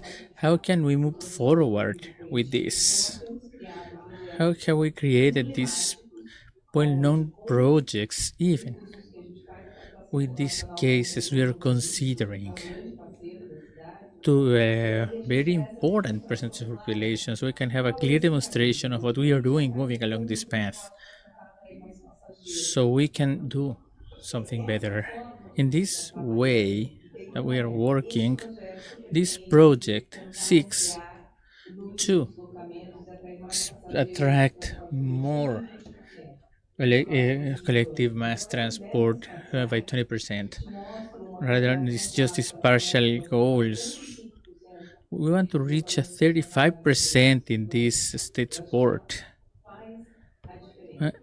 this is, and that's why this is Apoio, different in terms of cooperacionalização, support, muito bem proporcional, cooperation, about the trazer importance práticas of all this aplicadas para focus, acelerar because a it's going to implementação da nova accelerate lei Curitiba. this work we are doing O que in acontece com o Curitiba. poder público? Ele I faz um think investimento, this is precisely the pede audience we desenvolvimento need for this type of de resultados, conversations mas na sequência. and the Esse sequence as well, investimento tem a ver com a governança, mas especially when it comes to governance, how we are doing this, o poder público how precisou investigar we can nisso, publish this and move estruturar towards goals, para a gente caminhar nessa to move trajetória. forward in this trajectory. É um exemplo, assim, It's pequeno very que eu simple to tenho just to mention para it, but te to falar, para actually do transformar it well essa and transform realidade this nacional numa reality realidade objetiva. in a Como different vocês one, podem ver, não tem um único ponto, mas é uma somatória can das have ações e something that projetos actually adds to que this. aconteçam na cidade. Thank you. Gracias. Las, bueno, estas Well, these big infrastructure projects may be catalysts of change, may also generate or expand, exacerbate some inequalities. I wanted to ask you, which tools or instruments would you recommend in order to avoid this type of risks? Yeah, well, before talking about these tools, I think it's important to talk about the aspirations, the civic and cultural aspirations. For example, when I was collaborating with the Quito subway, this was very important for me because all the world was framing the construction of this public subway in Quito, the largest public work in the history of the country, as something to address a transportation deficit. And while that's its objective, indeed, there is another objective because if the country is investing $2.8 million in an infrastructure of that magnitude for the city, the question for me is how is this infrastructure becoming a backbone to generate a different vision of the city we want to have in the upcoming 30, 40 years? On one hand, it's about reducing the transport deficit, and on the other, it's about how the earth movements in the subway can create new interurban housing areas. So, for me, the key element is on the fact that we need to think how this infrastructure project, how these territorial plans allow us to wonder what is the city that we want, or which are the problems we need to address. Yes, we need to address them, of course, but I think there is an instance to bring a civic dimension to this that is really important for us in a world where public private partnerships are also really important, and they are also eroding the purely public space and the civic space. And I think thinking about these infrastructures can give us a new social cultural dimension to these different spaces, which is really important. Yes, there may be policies that exacerbate inequality, and infrastructure investment will also bring inequality between those who have access to the infrastructure and those who do not. And so it allows us to establish new connections because of this, but of this scale also establishes challenges, and it has collateral effects and regarding policies that can mitigate these effects. But for me, the key point is in this more aspirational vision of the project. Thank you, Felipe. I think it's important to consider this because most often with this infrastructure, the main focus becomes or goes to the physical aspect, and it actually ignores the citizens and the environmental aspects. You were mentioning the subway. I think I will take advantage of this opportunity to give Anna the floor again and ask why. Because the subway in Curitiba is a very interesting case. It's a case where we're not only working on that, but over time, also we're working on pedestrianizing the city and walkability. And I think it's a good instance for us to discuss that. So you have the floor again. No, gracias. Este caso, com os desafios que nos são apresentados the mobility that has been presented in reality. I don't know when you think about the solutions programas específicos para o and something transporte, specific on segurança transportation para todos. Hoje em for dia, everyone, por exemplo, because there are many challenges, for example, decarbonization, adaptation, and what else do we believe in? ele não An é apenas electromobility uma project possibilidade, mas ela é uma which is oportunidade going to give us the para opportunity novos conceitos. to Seja with this new você faz um projeto, advice or pensar processes for arquitetura, climate adaptation, for example. o So how can we rethink this infrastructure and others? how are we qualified in this sense to have a better response?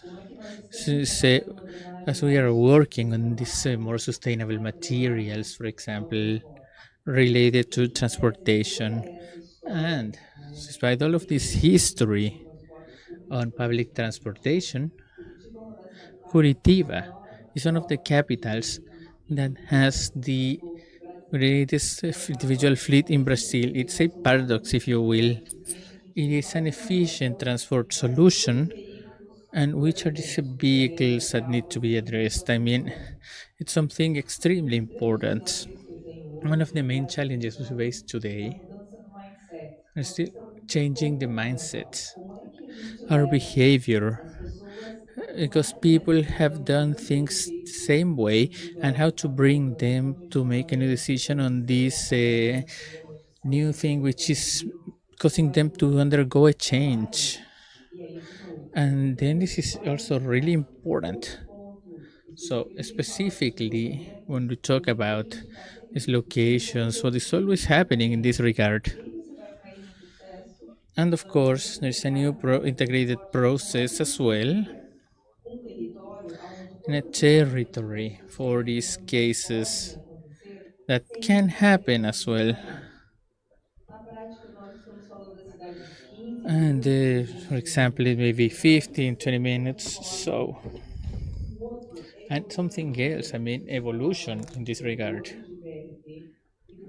And also, something else that we are discussing in this sense, especially electromobility.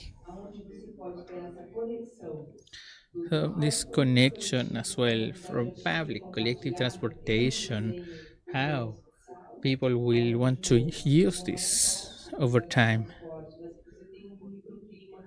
So we can create a microclimate for that. Something sensitive that we are doing in this sense too. And this is something, some complexities. That, yes, something that will happen long term in terms of resilience.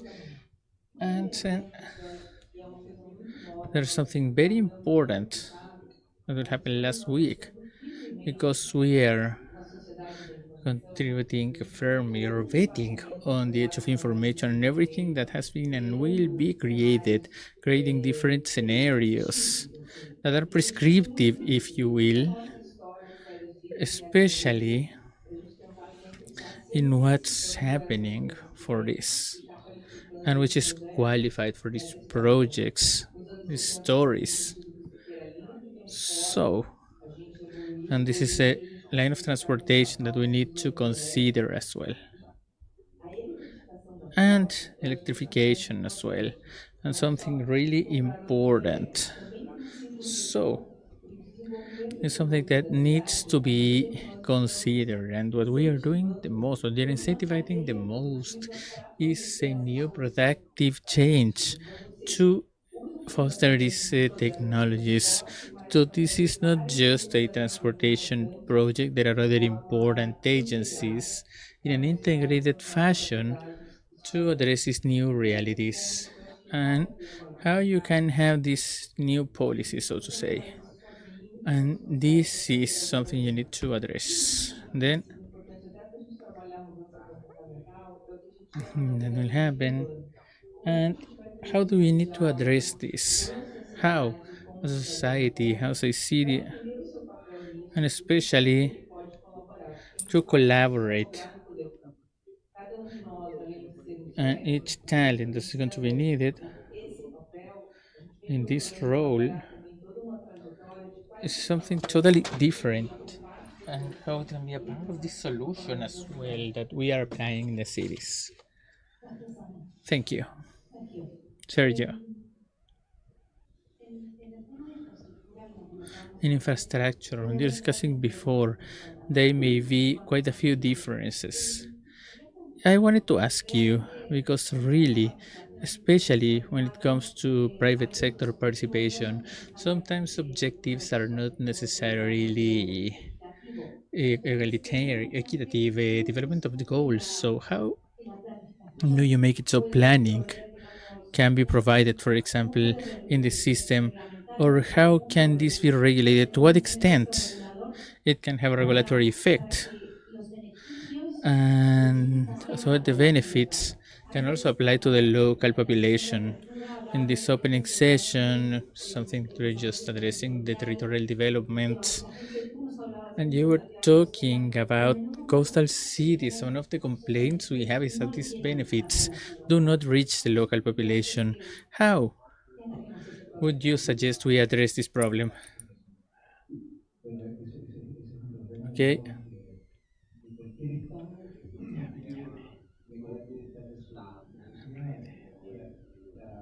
So, city is um, a distributor of the goods, resources, and quality of life of a country with an objective. So I think one way,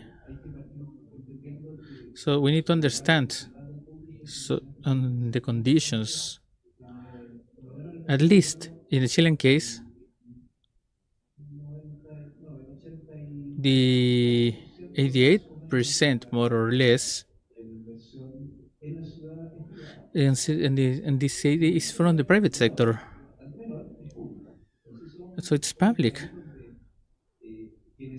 So those who make these investments are majoritarily the private sector.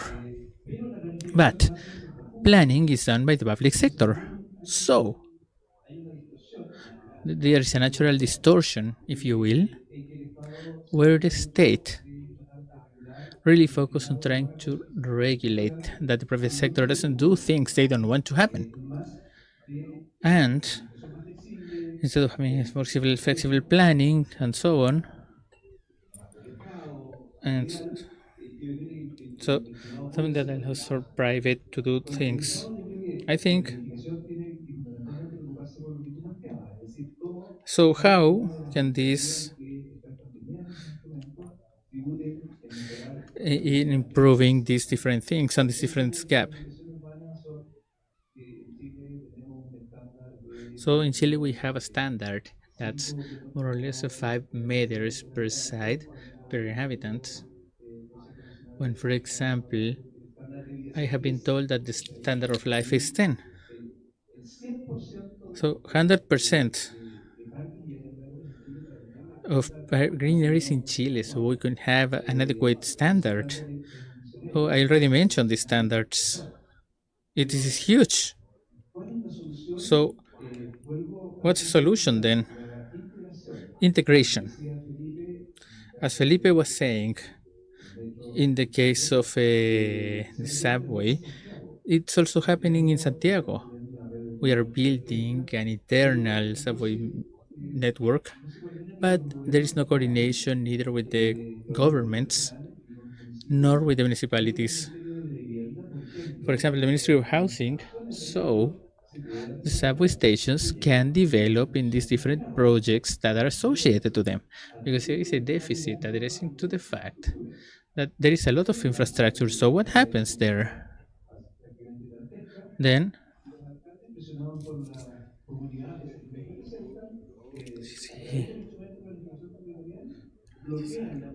looks a possibility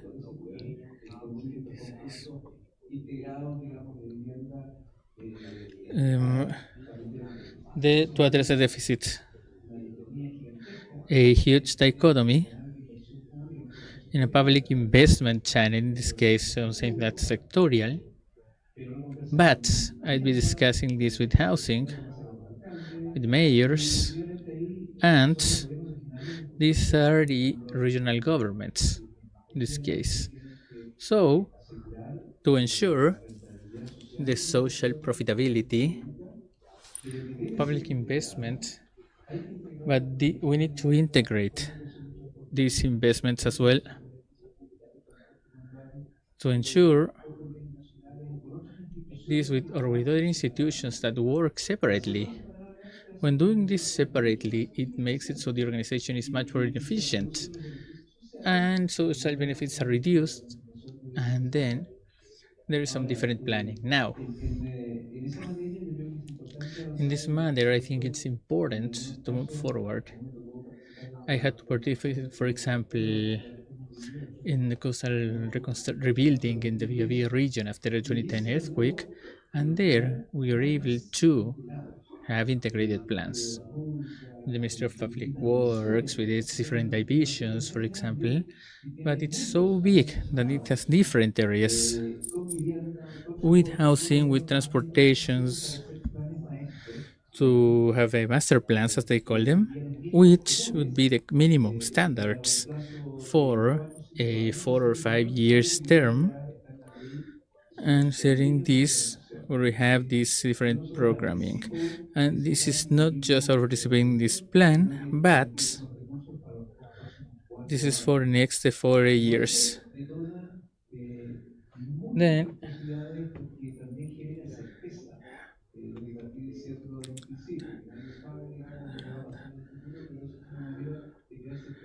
to create certainties, that's very important for the private sector because there is a plan to apply the few resources they have.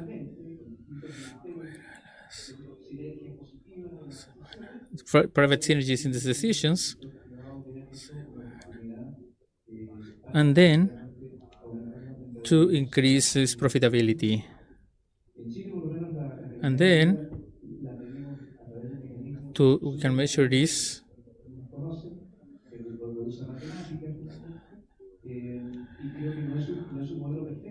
I think this is a perfect model, but it's not perfect, but it's something that allows us to ensure this, to improve the quality of life of our people. Now, I think everybody here is enjoying all these measures because this is a rural space, and even then, even though they may live far away, so, or something that happens, say the so-called dive in. I'm not sure if you're aware, but it's just to dive into the water when the waters are at their coldest. It's something very collective as well. So you are invited for this upcoming chapuzón, as we call it here, because it's going to be something to remember. We have 4 minutes, and in these 4 minutes, I wanted to ask. 2 minutes, because we just got into governance and coordination. We have been discussing integrated issues, social profitability, and I wanted to ask you, one of the areas we have not discussed is the integration between areas and territories. So which recommendations would you have for that? I think this concept of a territory and in his slides that nobody was able to see, but Felipe made the comment. Okay, so they can imagine some projects that look better than what he presented, really. So well, they don't exist because of globalization. Boundaries don't exist as such. So when we talk about planning and we talk about cities, we are talking about the entire territory, and it's extremely important when we address the design of a city. We understand everything that's happening around us. Everything that's about the communications, everything is going to have an impact on the city. It's so not thinking, well, this is a huge mistake. All the territory, but then to take actions in this regard. So any sector zones, it's fortunately, and this the territory in a continuous fashion. So in all of its immensity and beauty. And my last question, because we are just running out of time, Felipe, in terms of, let's say, mixed governance and adaptive flexibility, how can these master plans incorporate these elements? Well, this is a very important question. And that's why I just have 2 minutes. So now, this is a key question, and I think for me there are two elements that are really important here. The first is when we talk about master plans and territorial plans today. These are not the plans in the 60s that are coming from above and said everything your path to follow. Today, I think we have been through planning processes that are much more inclusive, and we have gone through a digital revolution which we did not have before, and therefore we have a huge capacity to model the territory from small scale projects that bring us together for a more general overview. This is a key point in time, which is in territorial plan. That is, for it just not to be a top to bottom action, but rather to be an instrument that allows for the dialogue between different areas, between administrative levels, and that can change and be adapted in real time. And for me, today, the digital instruments we have to do this allow us to put much more comprehensive plans on the table, but at the same time, much more open and being able to adapt to dynamic changes we did not have before. Thank you so much. And with that, we are at the end of the session. I would ask, please, everybody, please join me on a round of applause to our panelists.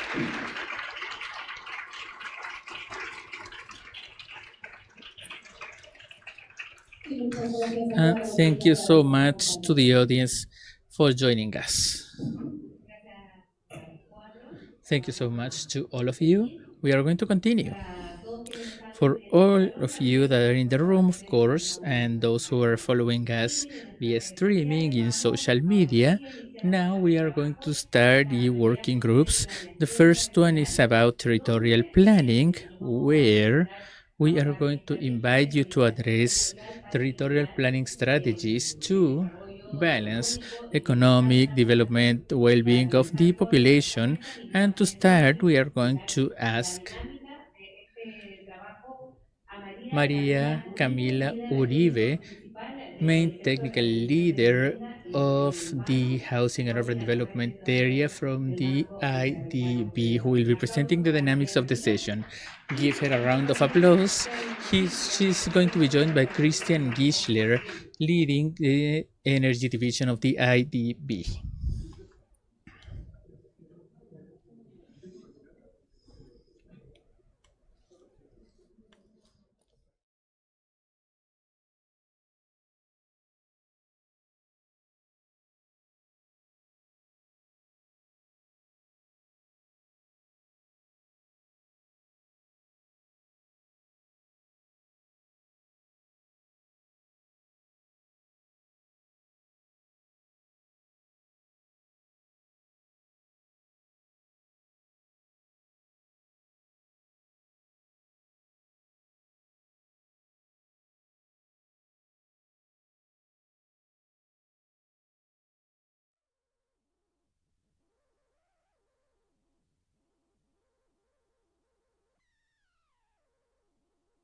Then, so we can also be part of this through our social media.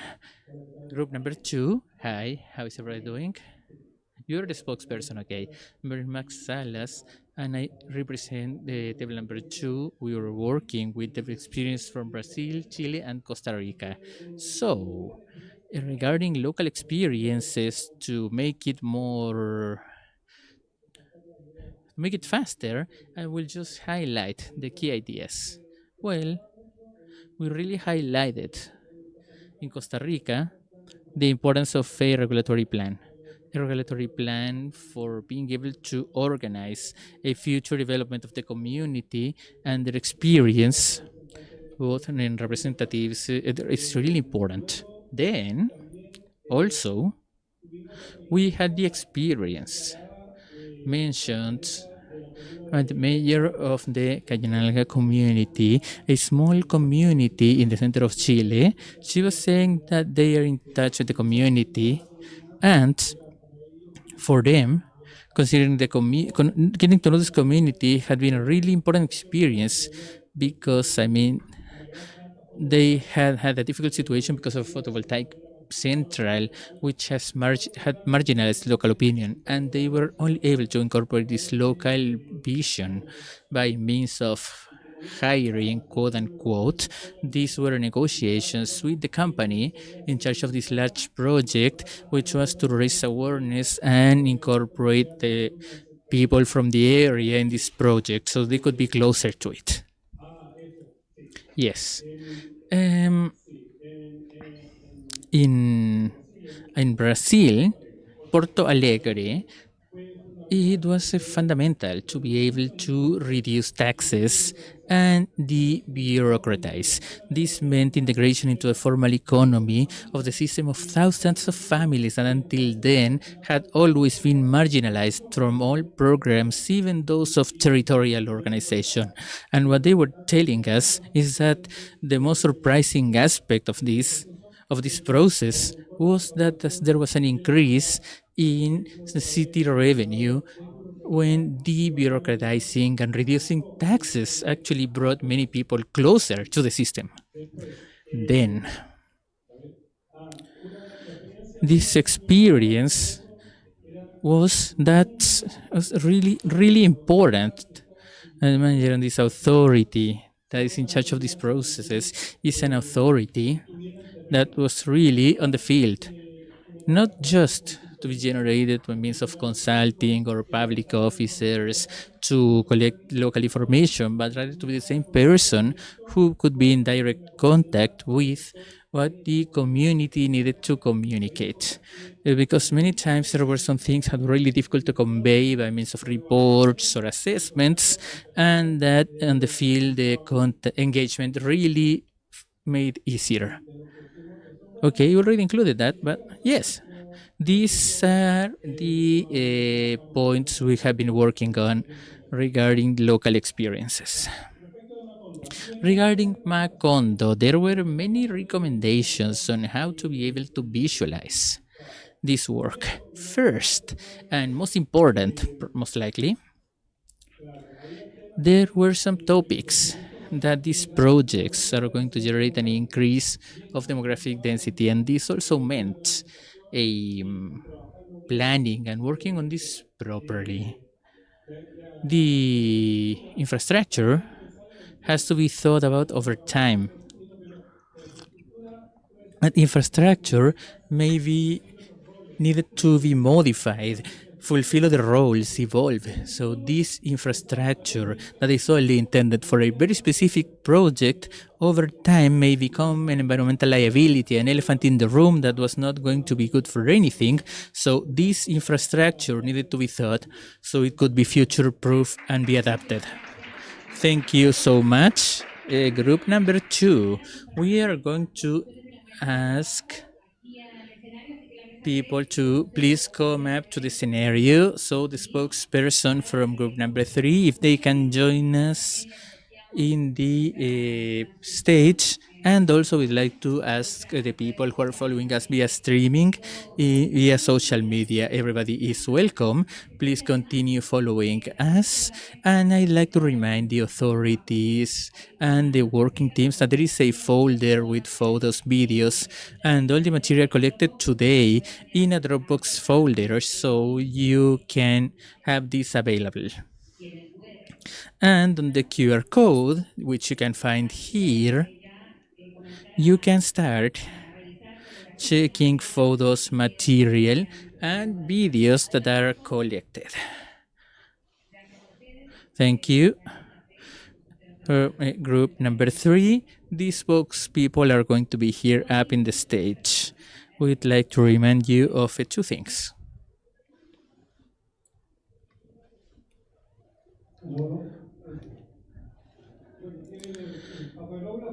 Okay, so now you can see this paper on the screen, and we decided to focus this on Macondo in the sense that we had a discussion. We did discuss quite a bit on the aspect that it's critical for regions to plan their development and have a strategic plan to where they want to move towards, because this is going to facilitate anything else that we want to do. We need citizen participation and engagement that needs to be considered in a relevant fashion, because citizen participation will allow us to execute projects more easily and also faster to generate interest in different people. And then this needs to be considered. We had this experience in 40,000 consultations from Punta Arenas to generate for 20 years. And this is the idea of how we could do this, having all the actors of the community work to have important ideas. In Magallanes, it's particularly important to consider this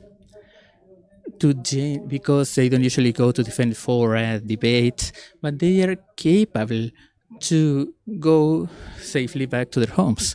So we have this about remembering this coast that they were showing. Then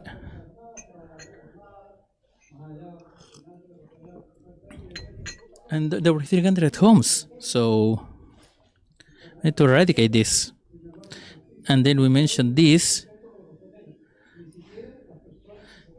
not only people who settled in there, because these people received a house and they were told, take the old house away.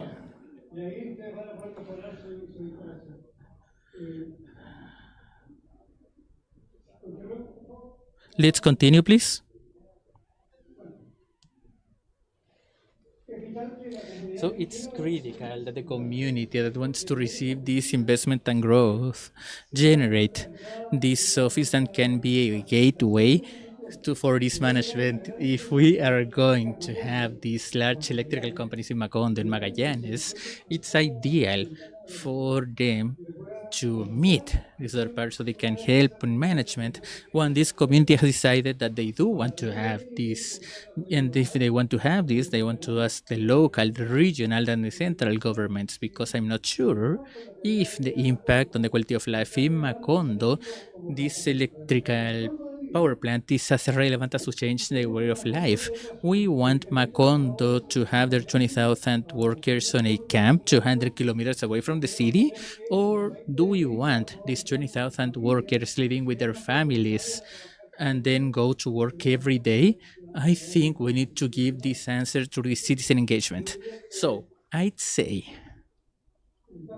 that this urban impact and so on, and this is something that needs to be addressed from this perspective. And then there's a lot of them saying, hey, in the interest of these the yellow and orange postcards. Thank you so much. Thank you so much for these conclusions. Let's invite the group number 4 to the stage so they can share their experiences. And then they are going to be explaining their conclusions, so we can then start the second session on science, technology, and innovation with territorial economic development. Now, please join us up in the stage if you can join us, so you can tell us about the work you did before we came back. Thank you and welcome.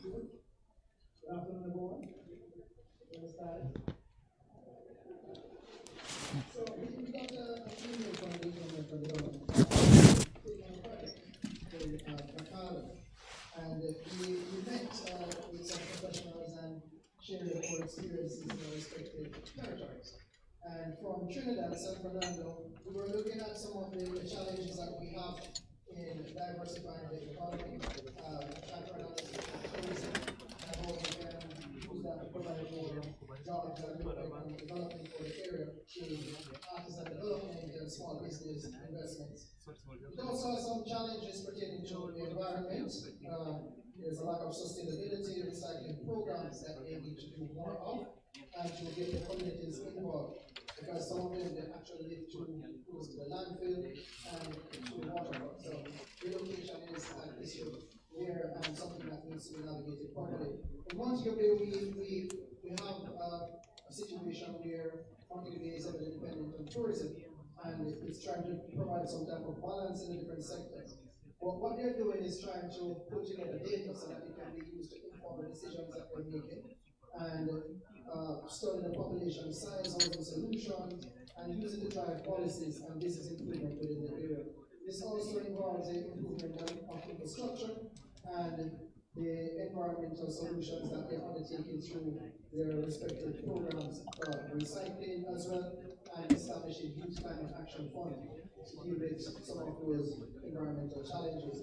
In Guyana, another critical example, they are doing a balancing expansion and managing natural resources. As you know, Guyana is now in a booming state, and they need to treat with that economic expansion so as not to deprive or marginalize any particular group.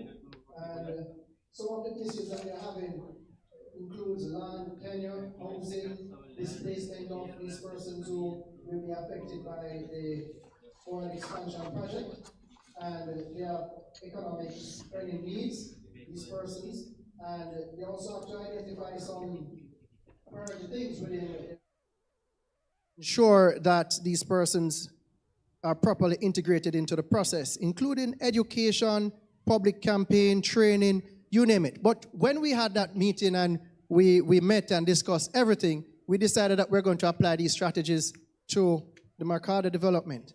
Some core principles that we're working with includes ensuring that the rights of the people in that country are protected. These are the objectives, so that they can have access to clean water, air, livelihood, regardless of development that is taking place. We also have to ensure that the citizen participation is key. We have data that is informing the decisions that we are making, and it is an inclusive approach. We have to ensure that we also stick to the fundamental rights of the SDGs, through the SDGs, and some of the key projects that we have to consider while we expand this project that we're looking at is to ensure that there's access to housing, we maintain a protected area and we respect them, and we provide subsurface rights with permission, trade-off between food security, land use, and agriculture. We ensure that the demand that is coming for housing, we have to look at how we repurpose the land to ensure that there's, for example, backyard gardening and those stuff. We're wrapping up shortly. And there is also bargaining, collaboration, and the decisions that the persons within those areas have to make, that those will be impacted, that they are included in the governance framework. So they are included in our committees, they're helping the decision-making processes, and we encourage them to form associations so that they can work together closely with the council at the local level and with central government to provide these solutions and to welcome the development so that we can have a balanced approach. Bien. Thank you. Thank you. At time, sorry. Thank you very much. Bien, vamos a invitar a la próxima mesa 4 voceros, vocera y vocero. Vienen y le damos un fuerte aplauso también para conocer sus conclusiones del trabajo del día de hoy.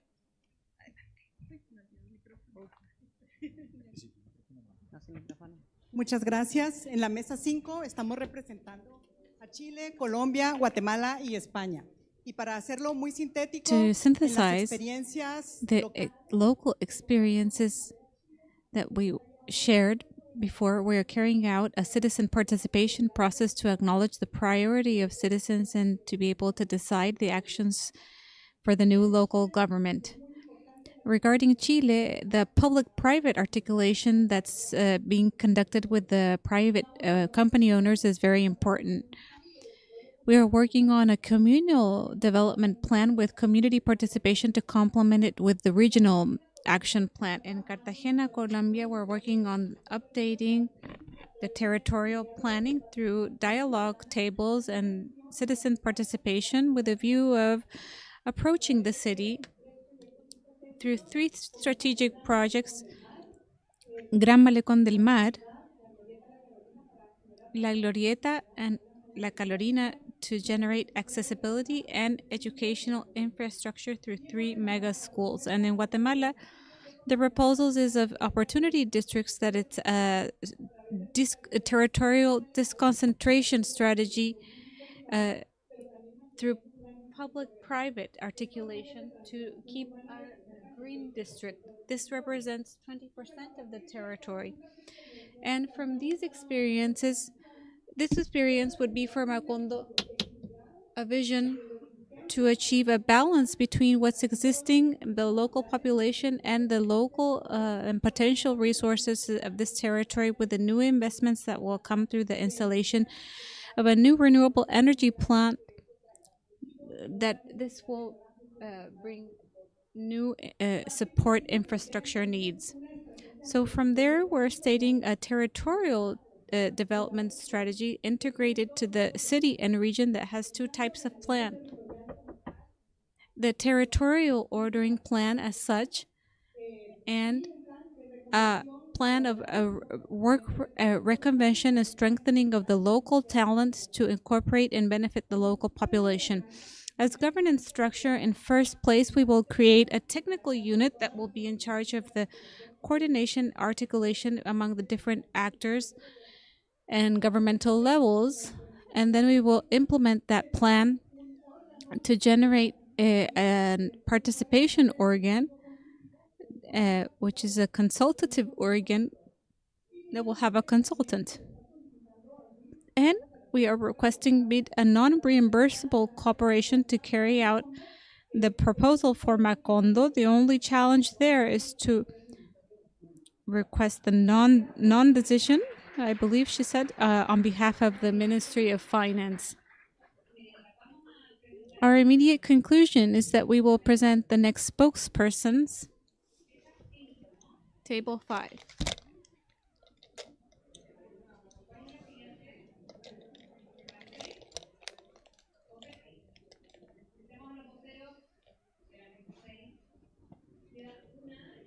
We have 1 table left, and then we will start the next conversation. Science, technology, and innovation for the economic territorial development. Meanwhile, we have 2 tables left to know your work conclusions. Thank you very much.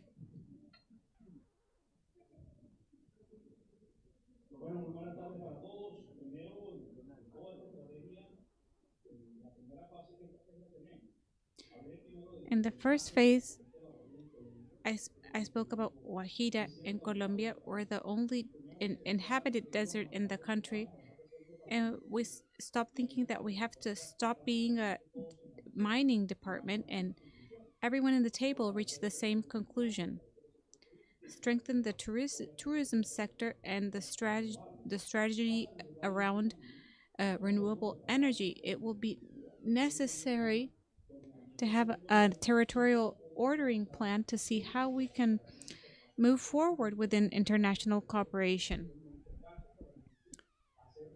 In our case, make a route map for situations that are present in certain territories. Like in ours, there is a territory that is a desert occupied or where indigenous populations or peoples live, and we have to see how we will satisfy basic needs, and we must see how we have to prepare for this key infrastructure.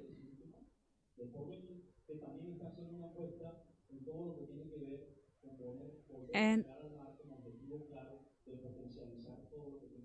we are looking at strengthening tourism as well. It's very important that we plan for infrastructure and activity. In our case, how can we reach this high extreme zone and the desert and implement all the processes around a social, genuine dialogue with communities, implementing, in this case, the will to have conversations between companies, territorial inhabitants, and communities, and make this a more participative dialogue with communities.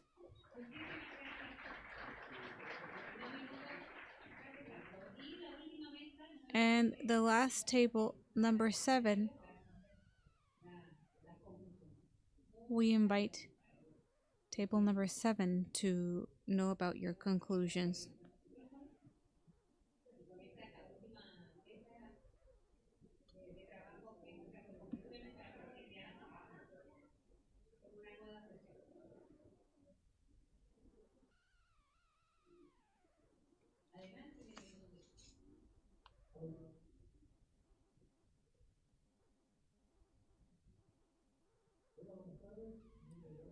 Good afternoon. I'll be quite quick. In territorial planning strategy, we are developing a road plan, a center of regional participation, and a training school in the cities and nations of Paraguay, where we had a problem where the dam levels rose too much, and we had to have a neighborhood participation for this to be considered. And the capacities and competencies of people to encourage the tourism sector. Then we have Sumbi of Bolivia that proposed generating regulations for public-private alliances that to enforce the regulations that are published. In the case of Buenos Aires,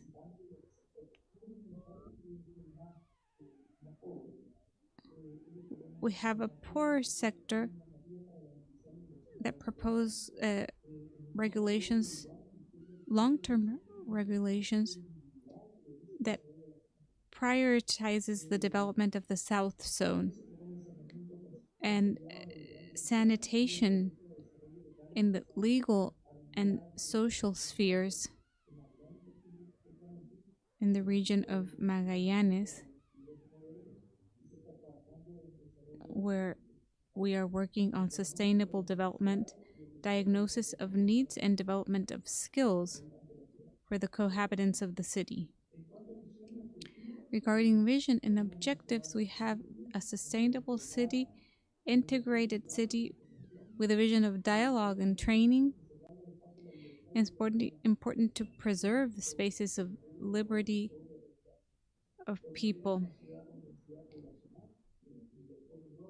Add new values. Incorporate technological tools to plan urban lifestyle, maintain rural and urban zones,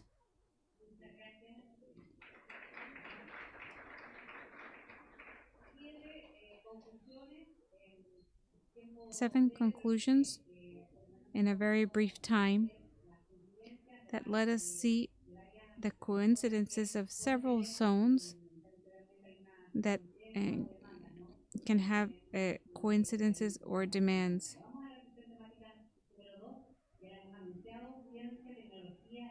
Science, technology, innovation for the economic territorial development. And we will start this second thematic session where we will address opportunities and challenges to foster sustainability of social development and innovative entrepreneurship and economic activities. We will invite our moderator, Blanca Torrico, specialist in competitivity, technology, and innovation of IDB. A big applause for her. Thank you, Bianca, of the Political and Social Department. Jose Miguel Benavente, Executive Vice President of the Corporation Corfo, and Camila Holbich, Vice President of Renewable Energies and PICS and International Collaboration in Denmark. We give rise to this new thematic session. Good afternoon, and thank you. I hope you enjoyed lunch. I hope you are awake for this very interesting session. I'd like to thank you all for the spaces of this afternoon, especially Behut, for allowing the Division of Science and Technology to have a space this afternoon. This session, we will touch upon the topic of science, technology, and innovation for territorial development and explore how local challenges can be addressed with scientific knowledge and solutions, strengthening the management of resources, sustainability, and social development. At the same time, I would like to highlight how this can generate economic opportunity through entrepreneurship based on innovation. We will know about models and regional systems of innovation that are being developed in Latin America and the Caribbean, and we will analyze cases of success in a context of productive diversification inspired in countries like Denmark. For this, we have an international panel, a deluxe international panel with panelists from Denmark, just to know this beautiful city, this beautiful territory of Magallanes. Each panelist will have the possibility to speak for 10 minutes where a particular case will be presented, and after those presentations, we will have a conversation to delve into some of the topics that will be addressed in their presentation. So, Ms. Roberta.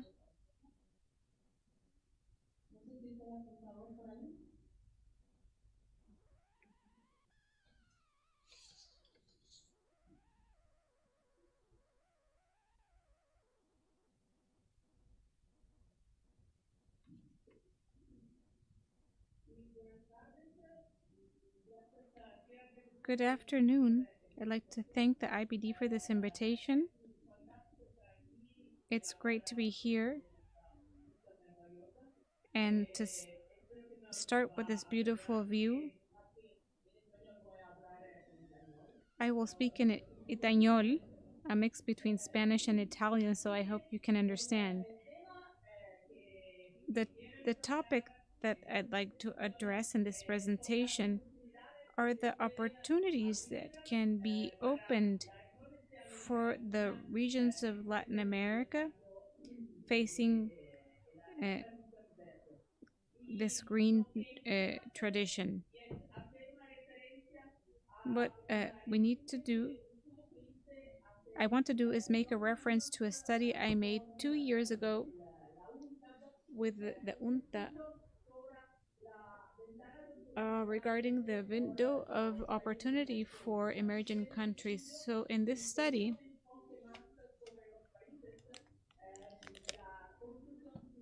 the main conclusion was that the emerging countries have to operationalize very soon strategies to encourage the opportunities. And what I hope to do is to see how the framework of strategies that we introduced in this study that had a focus on several countries can have a relevance regarding actors and cities. So to start, I like to present basic information. The first information is regarding the tremendous economic opportunity that the green technology have. So there are some estimation on how the market will grow because of this technology. And the situation is that this technology will grow in $1.5 billion in 2022, a market of $9.5 billion in 2030. This is more or less the size of an economic size of a country like Mexico. So there are very big opportunities, but the problem are mainly that the advanced countries, with the exception of China, are taking advantage of these economic opportunities. So we think that there's a lot of space for countries to take advantage of this opportunity. And the last basic information on how countries are ready to take advantage of this important change. There's an index of preparation for technologies of frontier. As you can see here, the countries that are here are mainly advanced countries, emerging countries that are in the, like China, in the 35th spot, and in Latin America we have Brazil as the first country that is in the number 40. So this is a very important information to understand how countries can leverage the change of technology and the green transition. To do this, in that sense, we introduce a framework of analysis and a framework of action. And the framework has 3 dimensions. The first dimensions are the windows of opportunities and how this window can be established. This other dimensions are the characteristics of national and regional systems of production of innovation and the interrelationship between windows and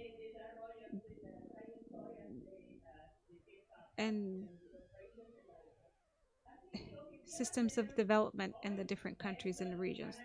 So what I want to do today is to analyze the windows and the characteristics of the innovation systems with a subnational approach in cities.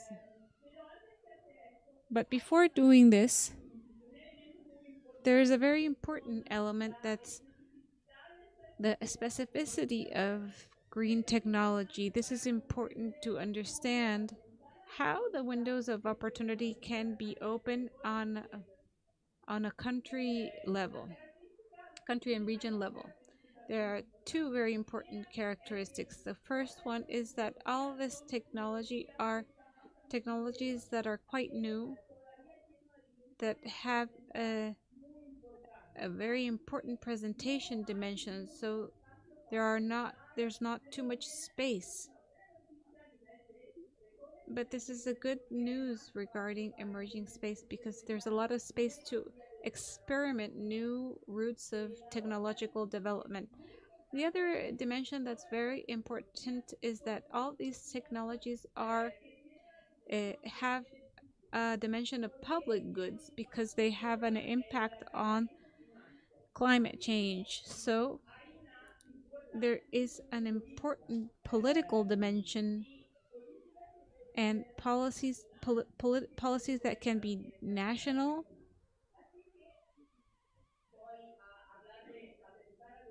so I'll speak about the window of opportunity. And the window of opportunity, there's a very important element, because this window of opportunity is created by policies. So they are endogenous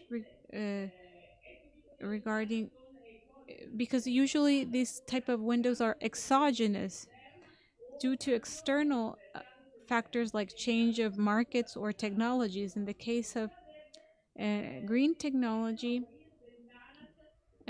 windows can be opened through national policies and through regional policies. Here we have certain information on the European Union's Green Deal that requires a multi-level governance, and local and regional institutions are responsible of implement 70% of the measures of climate mitigation, and in 90% of the policies of climate adaptation. So there's a lot of space for local policies to open this type of spaces. And the second dimension is the dimension of the characteristics of regional innovation systems. If systems are open, if windows are open, then we need to take advantage of this window. So there are two elements. The first element are the conditions of the different regions, and the other element are the responses. We need to implement strategies. And speaking of the preconditions, the first element that we need to consider is the industrial strategy. There are industrial structures that ease the development of this technology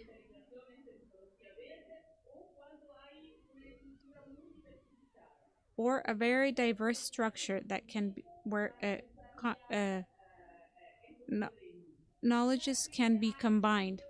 Clearly, when regions are specialized in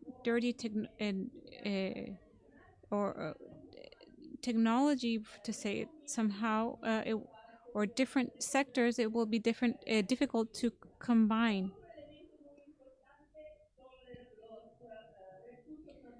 Other important aspects are natural resources.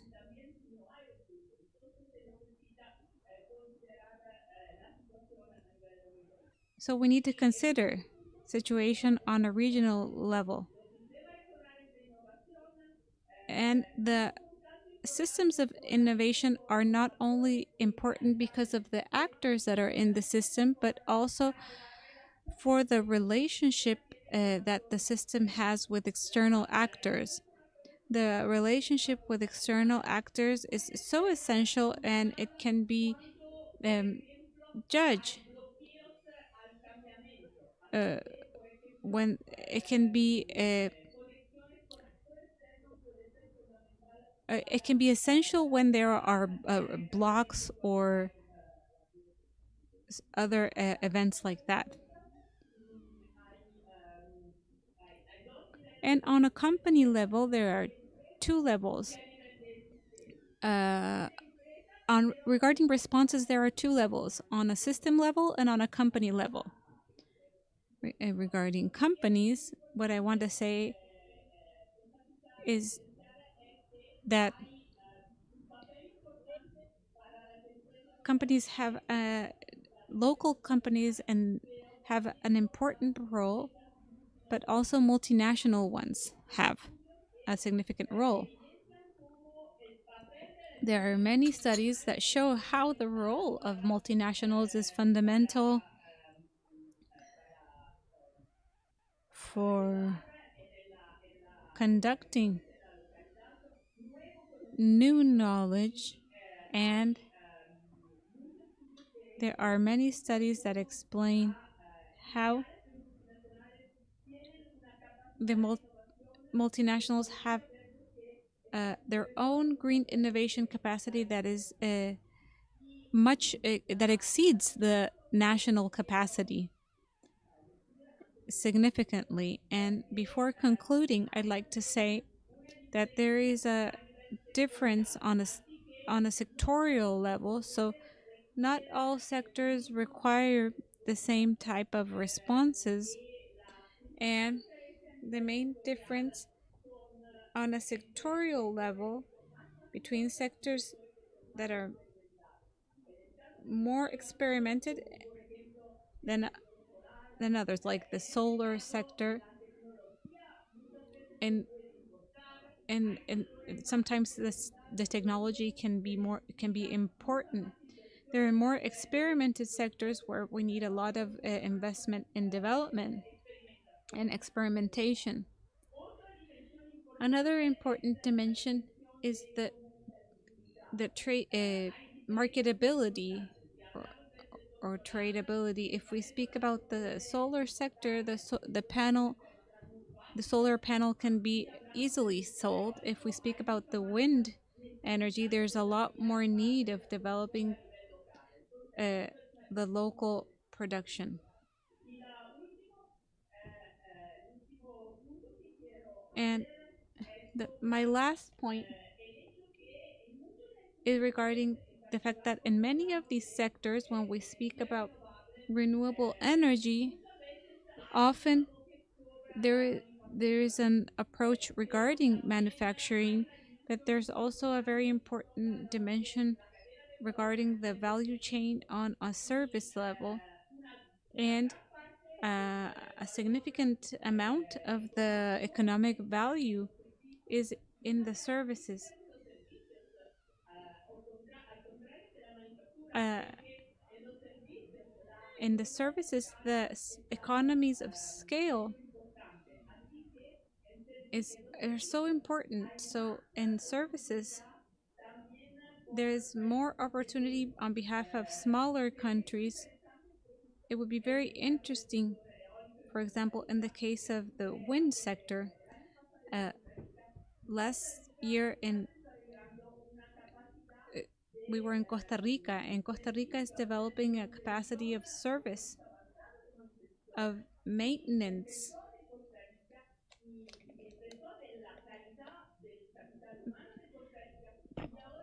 And they are starting to export this type of services in all Central America. Costa Rica is a small country, and probably there's not an opportunity to develop manufacturing, but there is a great opportunity to develop services. Thank you so much. Thank you so much, Roberta. I want to mention that this is a bilingual panel, so we are going to have presentations in English and Spanish. If you want to go bring your translation devices, and now I'll give the floor to Jose Benavente so he can give us his presentation. Your presentation is already there. Okay then. So, good afternoon. Thank you so much for the invitation. And then, and as mentioned before, the case of the productive development committees, I'm going to be addressing precisely this case has been implemented in Chile. It could be an interesting example for some countries in the region. And also, remembering this innovation, entrepreneurship, on productive development, but from a more decentralized point of view. I think this is what we are here for today. So, let's see. This is a public policy that has been implemented in Chile for quite a few years ago. And also, that were in my positions before me, and developing these committees in 3 regions in Chile, rather than a pilot, I have them as an experiment. First of all, this is a public policy that in some particular cases, and then retrieve this. And then, this was mainly what had been discussed in all the regions of Chile. So what are the regional productive development? These are instances where instead of foreign people or members appoint the allocation of public resources for science, technology, and innovation for improving productive development in the region. This is an instance that has the legal faculty to do so, and also, but even most important, has a budgetary line, which is included in the budget law, that ensures that they have these resources available for their activities. This is a huge leap in the situation, particularly as mentioned before, where not only the right to allocate these resources is provided, but also to look if this in a transparent, orderly fashion, and which is associated to this. This process, as you can see in the map, is being implemented in 2015, And precisely in 2025, we have implemented the three last ones. Actually, a few days ago, we're moving forward with the Regional Protective Development Committee for this regard. So, one of the features of these committees is precisely that they have their own budget allocation. In some cases in Chile, while it's true that these committees have been created, what is not conveyed are the resources. So people reach an agreement, make a decision, and they need to ask Santiago in this case to the Ministry of Finance, or somebody else may say, okay, start negotiating in this regard. And this is some serious negotiation. Then resources are allocated, and not only they have the faculty to do so. Obviously, there are some very important parts for this committee. In this case, regional directorates, and where these are only discussed for the committee. And then for these focuses and the sectorial part, the needs has been defined in this committee. So this acts as an operational technical arm, so to say, for the committee. Corfu has an important number of instruments, many of them being common in other countries in these different regions. In the case of Corfu, there are only these productive parts as well, 20 instruments. And then, but these are explicitly aimed at these parts. And there is another organization here called Cercotec. And then, for these different instruments in the territory. So, in this committee, not always are we allocating these resources to Corfu, but this is able to achieve a closer coordination when it comes to institutions supporting this type of activities. There is no overlap, and we don't have these conflicts that usually happen in these cases. And the last part, which is really important, is how this committee is formed. This 14 people committee, 13 of them come from the region. It's led by the governor of the region, in this case democratically elected, and there are representatives from different interests, these regional advisors in this regard. So the most political aspect is represented in the committee, but it's the private sector is also represented. There are representatives from the private sector as well. It's not the private sector represents just one specific sector, but rather represents the perspective of the private sector when allocating resources, which is really important. And it's also represented in scientific, technology, or higher education in worlds. Not rather a particular university or center, but a different perspective when it comes to knowledge generation to improve the human capital in the territory. So, 3R national. The role of this is mainly a learning mechanism between committees. So these committees can also learn together and also convey information and learning between these committees. And other representatives come from Corfo Cercotec and the Ministry of Economics. The experience we have had is really interesting. There are two committees, one of them in innovation and another one in entrepreneurship and another in productive development. And we have been learning this in these institutional aspects. And since the governor in this case of Magallanes is very wise, she said, I want to be the last. And then, as this is being implemented, as we said 2 days ago, so we would get started on this. This is mainly it when it comes to these committees.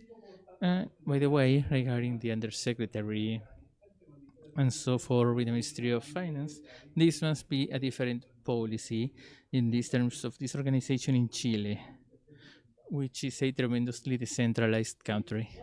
So very quickly, so they can look at these types of instruments, so they can see these are not elements related just to Corfo, but also Cercotec and other institutions as well, and the number of instruments that are delegated with lots of resources. So this can be implemented. It's not just one program, there are many which are segregated here. Now, what are we looking for? with these committees in a broader public policy in this faculty in the region for allocating resources. First, we have a more systemic perspective. One of the main challenges we have in Chile, which it's compartmental. Sometimes the Ministry of Science says one thing, the Ministry of Mining, for example, says something else, and this has a much more systemic approach. The systemic approach is achieved at the territory because territories are very heterogeneous and sectorially, technologically, size-wise, very different. So there is much more of a bottom to top than the top to bottom outlook. And this is not just support on individual elements. Many of these elements are to entrepreneurship, enterprises, universities. There has been an important change in this administration. It's important to support this from an ecosystemic perspective, which are these parts that either fail and that we lack that are needed for this to happen. And therefore, we need to have this perspective as well. Another central element, and lots of the economic support on this is a very Latin American thing, has been on the supply side. That is, support universities, technical education centers, companies, or entrepreneurs. And one of the main challenges we have had is support on the offer side. An offer is, for example, how can we make this more productive?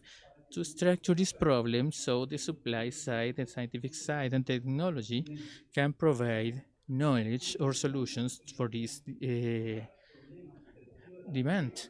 Chile has a very little experience to structure problems in such a way that universities can address this. Our public policy has been to support science and technology, and then magically the scientific world will be connected to the productive sector. And it's the whole opposite in these countries. And the fact that we have infrastructure, I mean, we need infrastructure capacity in terms of centers, laboratories in the territory to address this demand. And also technical competencies that are ad hoc to the requirements for the development of this sector and territory. This has also been done. I think it's really important with initiatives that are very well known. One of the main issues with public policies is that it's good maybe to support some initiatives which are consistent with the desires of the territory, but that are also visible, so we can move forward in this. And then that we have this defined by different regions, one of the mechanisms of the sector, which are about their own issues and problems. Actually, in this way, at least in the case of Chile, many of these instruments are related to national competitions where these people compete against each other, and depending on who are the best, we distribute resources. And there are some regions that are behind and then are lagging even further because of this gap that only widens. These completely regional aspects, and then the same territories, and then in innovation, and also green hydrogen, together with this part as well in developments. And there is just a very summarized map and of hubs and programs and capabilities which are spread across the territory, mainly technological centers and public institute, innovation challenges, technological consortiums, which are not just in this administration, but Corfo has been working with many other administrations to generate this critical map, this capacity to not only address what's coming from this project side, scientific aspects, but also particularly these instances where the productive sector, small and medium enterprises can do pilot testing, for example, for technology, new products, new processes, which do not have the capacities for this logistics. And this is a concept I also wanted to bring here. Only 1 minute, by the way, left. And same thing, entrepreneurship. This map in Chile, where you can see all these mentors, network, and so on, are localized, funded, supported And this orientation, the guidance is there for initiatives in the territory. There were like 2 or 3 at the national level. Now we have all of these commitments on the way, so the region can have one incubator, one accelerator, and at least a network aimed towards the development of these activities. I'd like to finalize with 2 things I think are tremendously important, and the headache, especially when you start looking for an agenda and imagine it's about how we implement this or where the resources are going to be coming from, and not just the budget law but also in Congress to move. And this is a very complex issue to move towards a support policy for the development of these kind of aspects. You need to break away from a golden rule that most economics have been taught in this country, which is static efficiency, that the allocation of resources need to go to those initiatives that are more efficient, the best qualified, the ones that have the best competencies. And that is explicit in all the work, for example, of these national competitions to obtain support for different instruments to promote innovation and entrepreneurship. And that's okay, but it has a problem. And at the end of the day, you have this balance that will have more and more resource focus on those who are moving forward, and those who are behind will fall even farther behind. And we have to make this dynamic. So, but this gap is different. And therefore, what these committees do is break away from this static efficiency and go towards dynamic efficiency or for entrepreneurship in the region.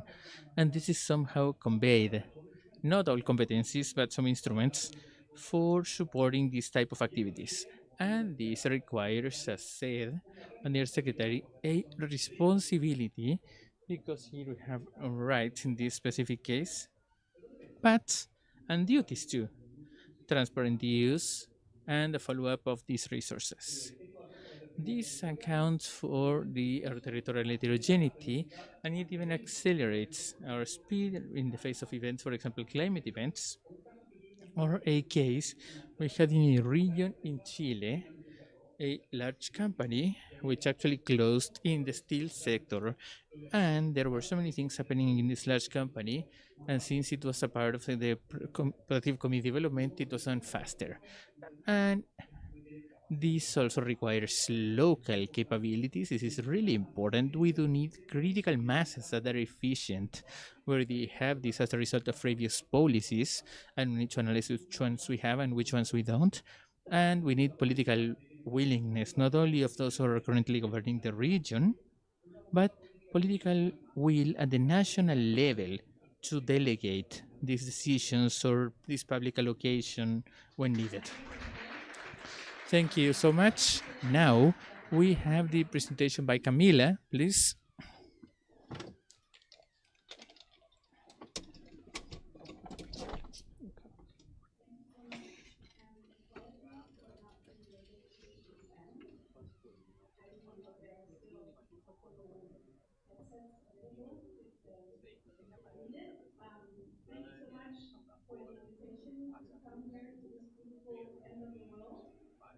I traveled more than 30 hours to get here, and this view just pays it all off. So my name is Camilla, and this afternoon I represent the wind sector coming from Denmark, and it's very pertinent to talk about the wind sector, namely in this session about science, technology, and innovation, because this is exactly what happened in Denmark more than 40 years ago. I'll just see if I can. So basically, I represent the business association that works on the whole value chain for the green energy technology, mainly wind power, but also solar PV. Sorry? Yeah, you need to go approach yes, to the microphone. I just saw people waving, so I'll stick to the microphone. Sorry about that. It's just a little bit more static, but that's, so we represent 1,500 members across the whole value chain in the green energy space in Denmark. And that means that also some of the turbine producers that was just mentioned before, Vestas and Siemens Gamesa are members in our association, but also the whole value chain of small enterprises, the people building the grid, and the ones trading the energy, and the ones deploying the projects. And in this space of transformation of territories, I think the case of wind power in Denmark is very good, because we've come a long way in transforming the whole way we produce energy, and that has also come with some very great changes in the regions and in the territories. Because when you transform your energy system from a centralized energy system to a decentralized, it has a lot of impact, obviously, at the geographies where the wind turbines, in this case, or the solar panels are placed. And as you can see, we have 84% of the electricity production in Denmark constituted by wind, solar, and sustainable biomass, which are all, to an extent, decentralized technologies. We are also on a very clear development trajectory, given that we are looking at having a doubling of the installed capacity of renewable energy leading up to 2030. And in those years that have passed since the green transition started in Denmark, there was some political decisions to say, well, we need to divest away from fossil fuels, and we might as well build an industry around it. So that means that in Denmark now, we have a strong and complete value chain of more than 40 years of experience within the wind space. And we have shown that we can integrate quite impressive amounts of renewable energy into the system, and the system is still stable. And we are showing that how you can do the sector coupling. And this is, of course, something that you're also working very much on here in Chile with regard to the green hydrogen, because what is the most important element of the green hydrogen is obviously the green electron that you are converting into the hydrogen. So we are also building upon our wind energy experience in Denmark to venture into the green hydrogen space. And then something which has also been talked about today is the fact that you need kind of build on the home market that you have, the competencies available in that market, collaborate and move from there, and make sure that you have the broad bipartisan support. So this is something that we have spent the last decades on in Denmark, and basically building the local industry ecosystem. And it has been touched upon before, but the fact that the local supply chain is connected to the global companies, to the larger multinationals, is really important, because then you can benefit and build upon the local small and medium enterprises and sort of navigate from there. And another important thing that we also touched upon today is the research and development. What happened in Denmark is that alongside of building up this local industry ecosystem in the wind space, the research environment was very, very closely linked to industry, so that there were no silos in a sense.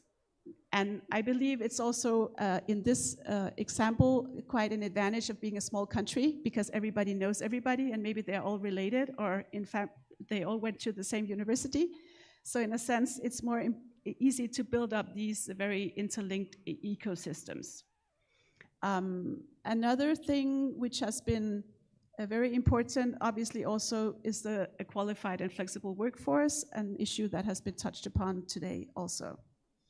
So we tried to build the local industry ecosystem in the wind space, and now I would like to touch upon some of the building blocks in the sort of in the more sort of software space, not software in the sense in the IT, but the elements that are needed are prerequisites for that.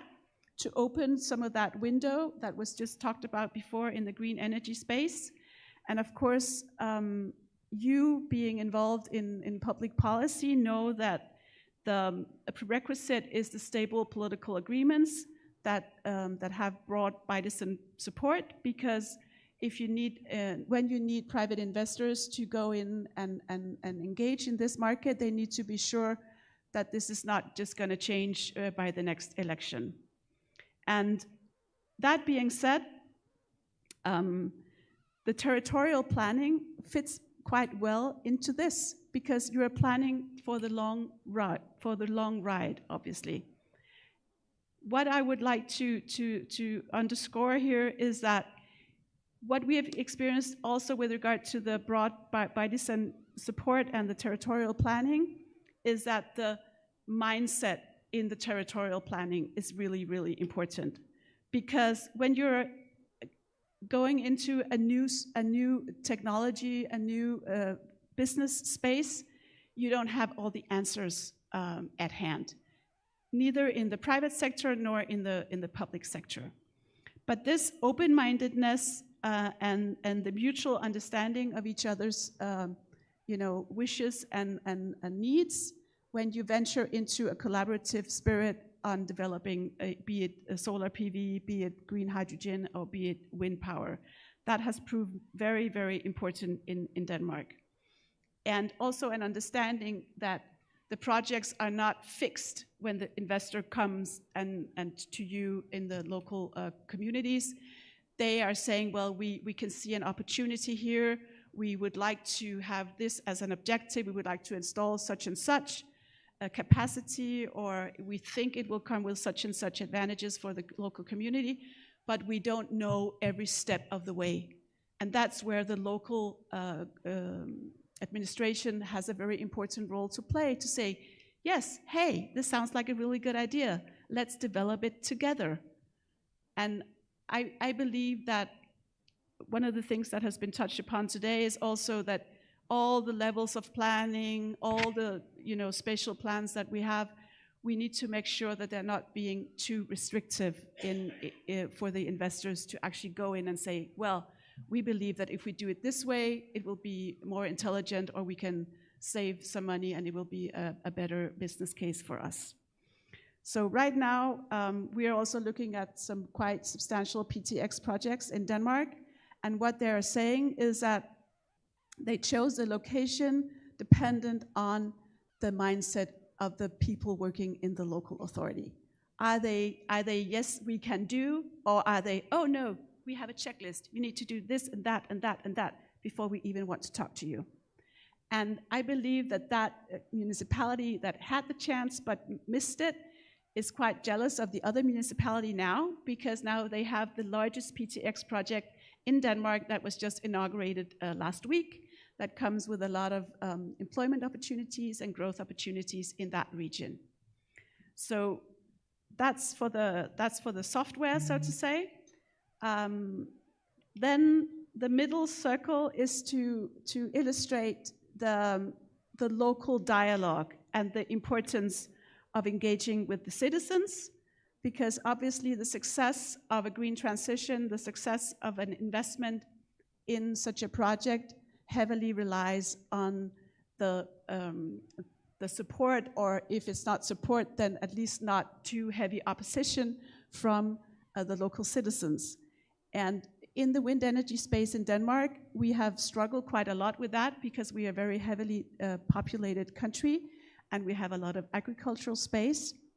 And how have we gone about that? Well, we have actually put in place some requirements for investors that if they want to go and establish a project in a given municipality, they need to make sure that there are some specific statutory requirements that they live up to, so that some of the revenue provided by the project is actually diverted into the local community. And this is not an option for the investors. This is something that they need to do in order to get the permit. And that has actually worked quite well, because in that way, some of the generated revenue from the project is actually automatically put into the local community. It's not a levy, it's not a tax, but it's kind of a percentage of the revenue generated in the project.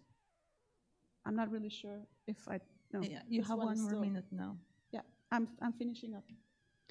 So I'm just trying to see if I can go to the next one. Yes. Yeah. Okay. Okay, yeah. So, and then, of course, stating maybe it's a little bit obvious, but we have also talked about infrastructure today. And infrastructure, of course, is very important, but also what you are doing, for example, here in Chile with regard to electrifying the mining sector is testimony to something that we have not been able to do because we don't have such energy-intensive industries in the country. But we are actually trying to say, well, now we have a lot of green electron produced, both by solar and by wind.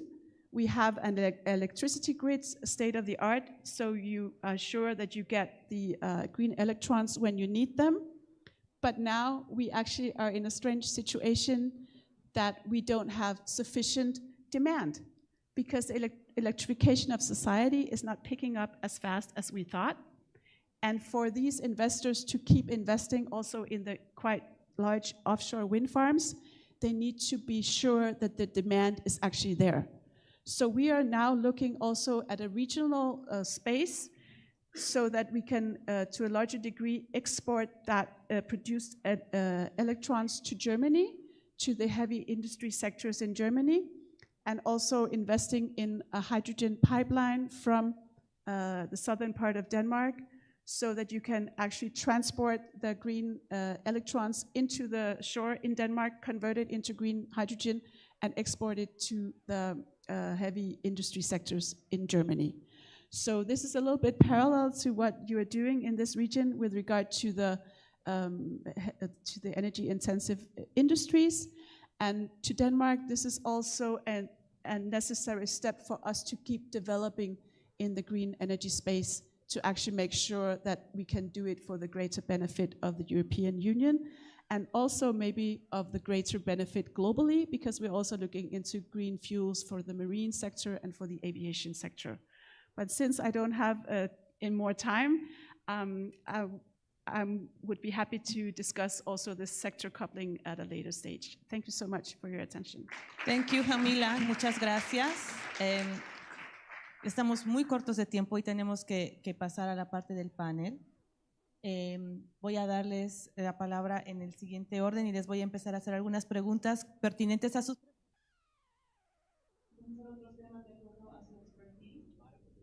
Me gustaría darle la palabra inicialmente a Roberta. Roberta nos ha hablado mucho de los sistemas regionales de innovación, ha mencionado los casos de Europa, ha mencionado los de América Latina, el caso de Costa Rica. Y me gustaría que tal vez profundizar un poquito más sobre cómo pueden las políticas públicas fomentar la apertura de estos sistemas regionales de innovación, ya pensando en las diferencias que hay en esta sala, ¿no? Algunos están diciendo que el hidrógeno verde, otros están en temas de agroindustria, otros están en temas un poquito menos sofisticados, pero siempre la innovación tiene que estar ahora como la transformación de la infraestructura.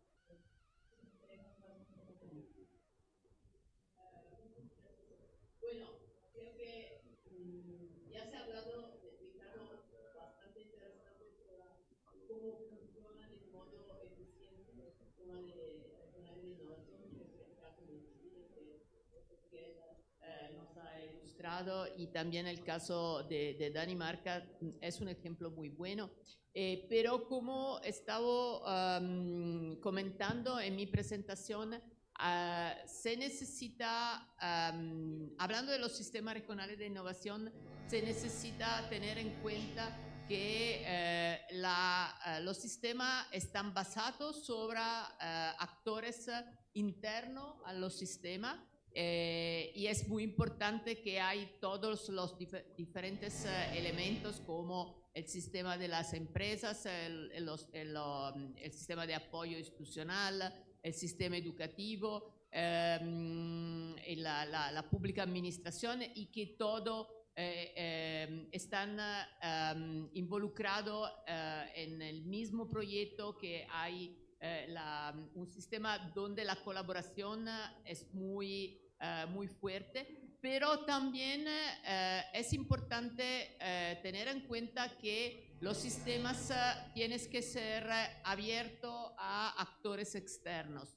Y los actores externos están muy importantes porque, en primer lugar, esos actores pueden traer a los sistemas regionales nueva idea, puede traer nuevo conocimiento. Y, por ejemplo, estaba comentando en mi presentación la importancia de las multinacionales. Hay una evidencia empírica muy relevante sobre cómo la inversión de empresas multinacionales que tienen conocimiento, por ejemplo, en el caso de la industria verde, que tiene conocimiento en este tipo de sectores, traen a los sistemas conocimiento que es importante para fomentar la innovación verde a nivel de las empresas, de las filiales de esta empresa, pero no solamente a nivel de sus propias filiales, también a nivel de lo que los economistas llaman los spillovers, las externalidades. Y el sector de tecnología verde es un sector donde estos spillovers están muy grandes, y hay estudios que nos explican que están más grandes que cuanto normalmente son en otros sectores. Y esto porque el tipo de conocimiento que está involucrado en este tipo de sector es un conocimiento muy diversificado, muy complejo y que tiene un impacto muy transversal. Así que la importancia de los spillovers es relevante. Otro aspecto relevante es el hecho que los actores externos pueden traer a los sistemas conocimiento, pero también otros recursos que son complementares a lo que están a los recursos internos. Y esto puede ser particularmente importante en los sistemas más débiles, ¿no? Porque estos sistemas, los recursos externos pueden ser fundamental para enfocar el cambio y para impulsar nuevos desarrollos. Y el último elemento es que también los actores externos pueden tener un papel importante para fomentar redes de colaboración interna, pero también redes de colaboración con actores externos, porque tienes una capacidad de enfocar este tipo de redes. Y así que a nivel de los sistemas hay muchos instrumentos que se pueden utilizar para fomentar la apertura de estos sistemas. Porque ya no hay tiempo para decir. Aquí lo espero. Okay, gracias. Gracias, Roberta.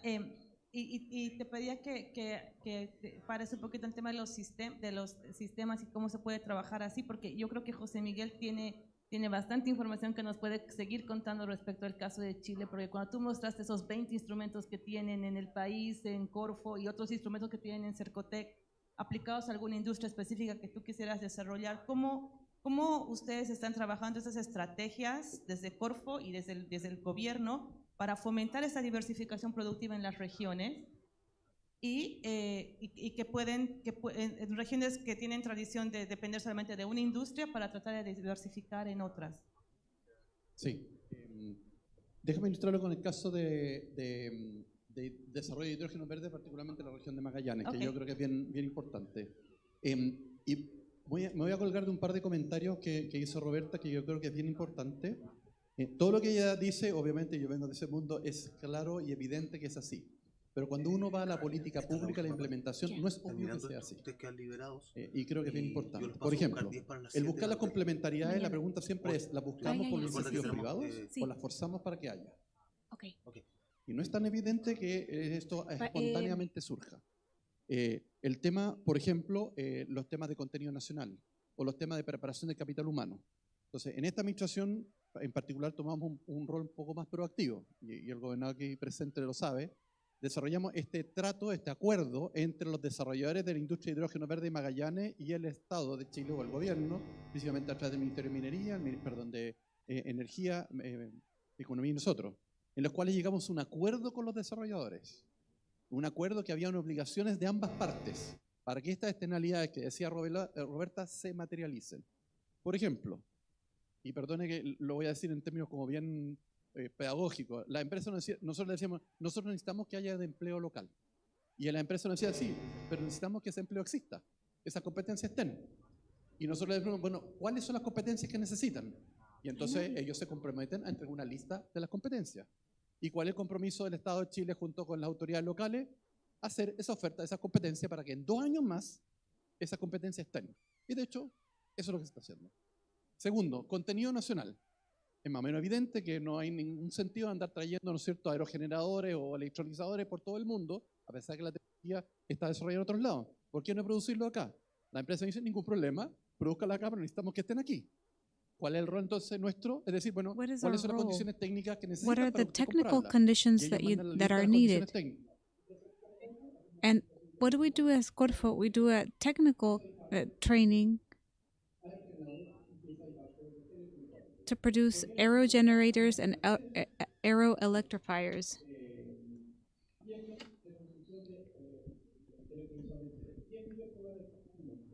$10 million each. And who won this bid? National and international consortiums, a Chinese consortium, a Chilean consortium, and a Spanish one. And the bid is open. There's a contest at the moment for the aerogenerators. These are very important political agreements. And there must be a coordination and commitment of those that are working in the sector and those that have a public role to generate these conditions.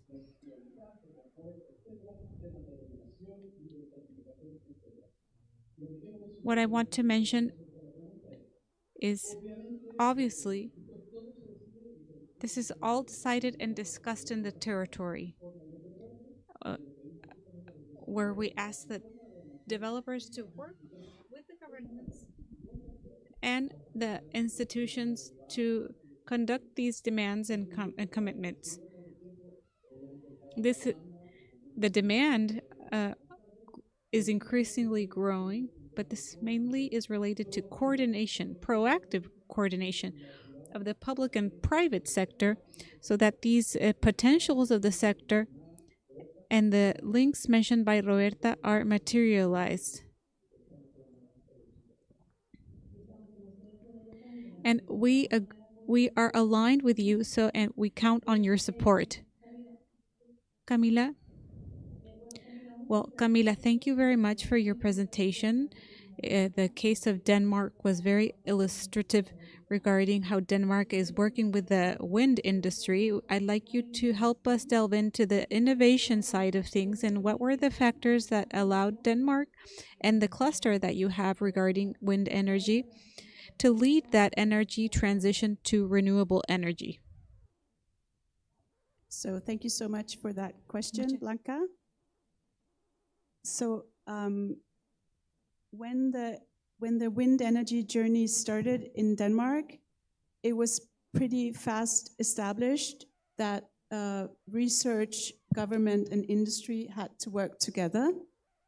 So they actually did that under the auspices of the association that I am now a part of, because we were kind of the facilitator of those 3 elements, so that the industry that actually came out of the establishment of the agricultural machines and stuff, that they started to make the turbines small scale, they talked to the universities and said, well, if we need to progress on this, if we need to make the machines larger, we need to develop them on the commercial scale, we need to work very closely together with the research community. So these three elements were actually intertwined from the outset. And still now, where it's a global industry, we are still very much working with the research community in Denmark and globally to really press the frontiers of what this technology can do. I mean, we started with very small turbines, and now they're offshore and they're very, very big machines. And this all happened only in 40 years. So I would say also something that I alluded to in my presentation, the cross-sectoral collaboration and the yes can do attitude that industry and research community had in commune when they started in this endeavor. This is something that really has proved very, very important. And I believe also, coming from Denmark, we were very, very happy that suddenly there's something that we could actually do, because we don't have very heavy industries, we don't have minerals, we don't have too many of those natural resources, but we have a lot of wind. And how can we make a big value out of that? So also this attitude that, we can show them that it can be done, working together, that has come a long way in those 40 years. Muchas gracias, Camila. Estamos ahora sí con muy poquito tiempo y quisiera hacer unas pequeñas conclusiones sobre el tema que hemos tratado en esta sesión. Como podemos ver, todos los países han contado en su momento. All countries have counted on different potentials in the scope of renewable energy, green technology, as the case of Denmark. And we have been shown what is in the presentation in the panel. They have had challenges to promote these resources in the management of infrastructure and technology, but a very important word that has been repeated by the three panelists is collaboration and coordination. That is not only due from the public side, because the public sector has its great demands, but also the private and academic sector, especially regarding science, technology, and innovation. In this scope, academia is very important because it generates scientific knowledge to support the growth of countries and subnational systems. So in this session, we have tried to comply with the objective of knowing better the national and regional systems and sub-regional ones regarding innovation and approach or address investigation and research regarding innovation systems based on collaboration. So we thank you for your time, and we ask you to give a big round of applause to this international panel. And with this, we conclude this session. Thank you very much.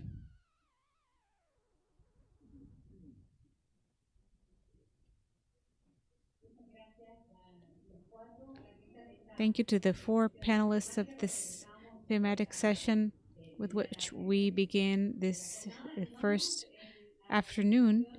And following up, we will invite you to close the transmission with our social networks that we have prepared. And I'd like to thank those that have joined us remotely and invite you to tomorrow. Join us again from 8 o'clock in the morning Eastern Time to address the generation of opportunities to needs and information at 9 a.m. Chile time.